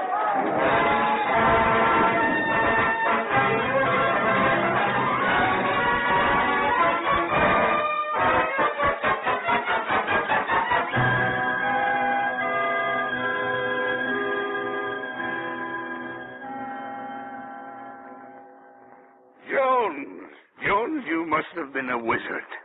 Taking an old hulk like that and winning in spite of it. A great victory, my boy. That old hulk, as you call it, Dr. Franklin, how could she fail when she bears your name? Well, you see, Paris has turned out in your honor, and that's fine. You deserve everything. So don't delay. Go home and triumph. I dare say your friends will be delighted. Oh, by the way, here's a packet of letters for you from America. Oh, thank you, sir. Well, let me see that one from Virginia. Excuse me, sir, will you? Surely. What's the matter, Jones? Dear John, Miss Dorothea is no more. That is, a few months ago, she gave herself into the arms of Patrick Henry. Oh, I'm sorry, Jones. Patrick Henry. He's a great gentleman, isn't he, Dr. Franklin? Great gentleman of Virginia. Jones, let me give you some advice. The ambassador from the Imperial Russian Court has been to see me.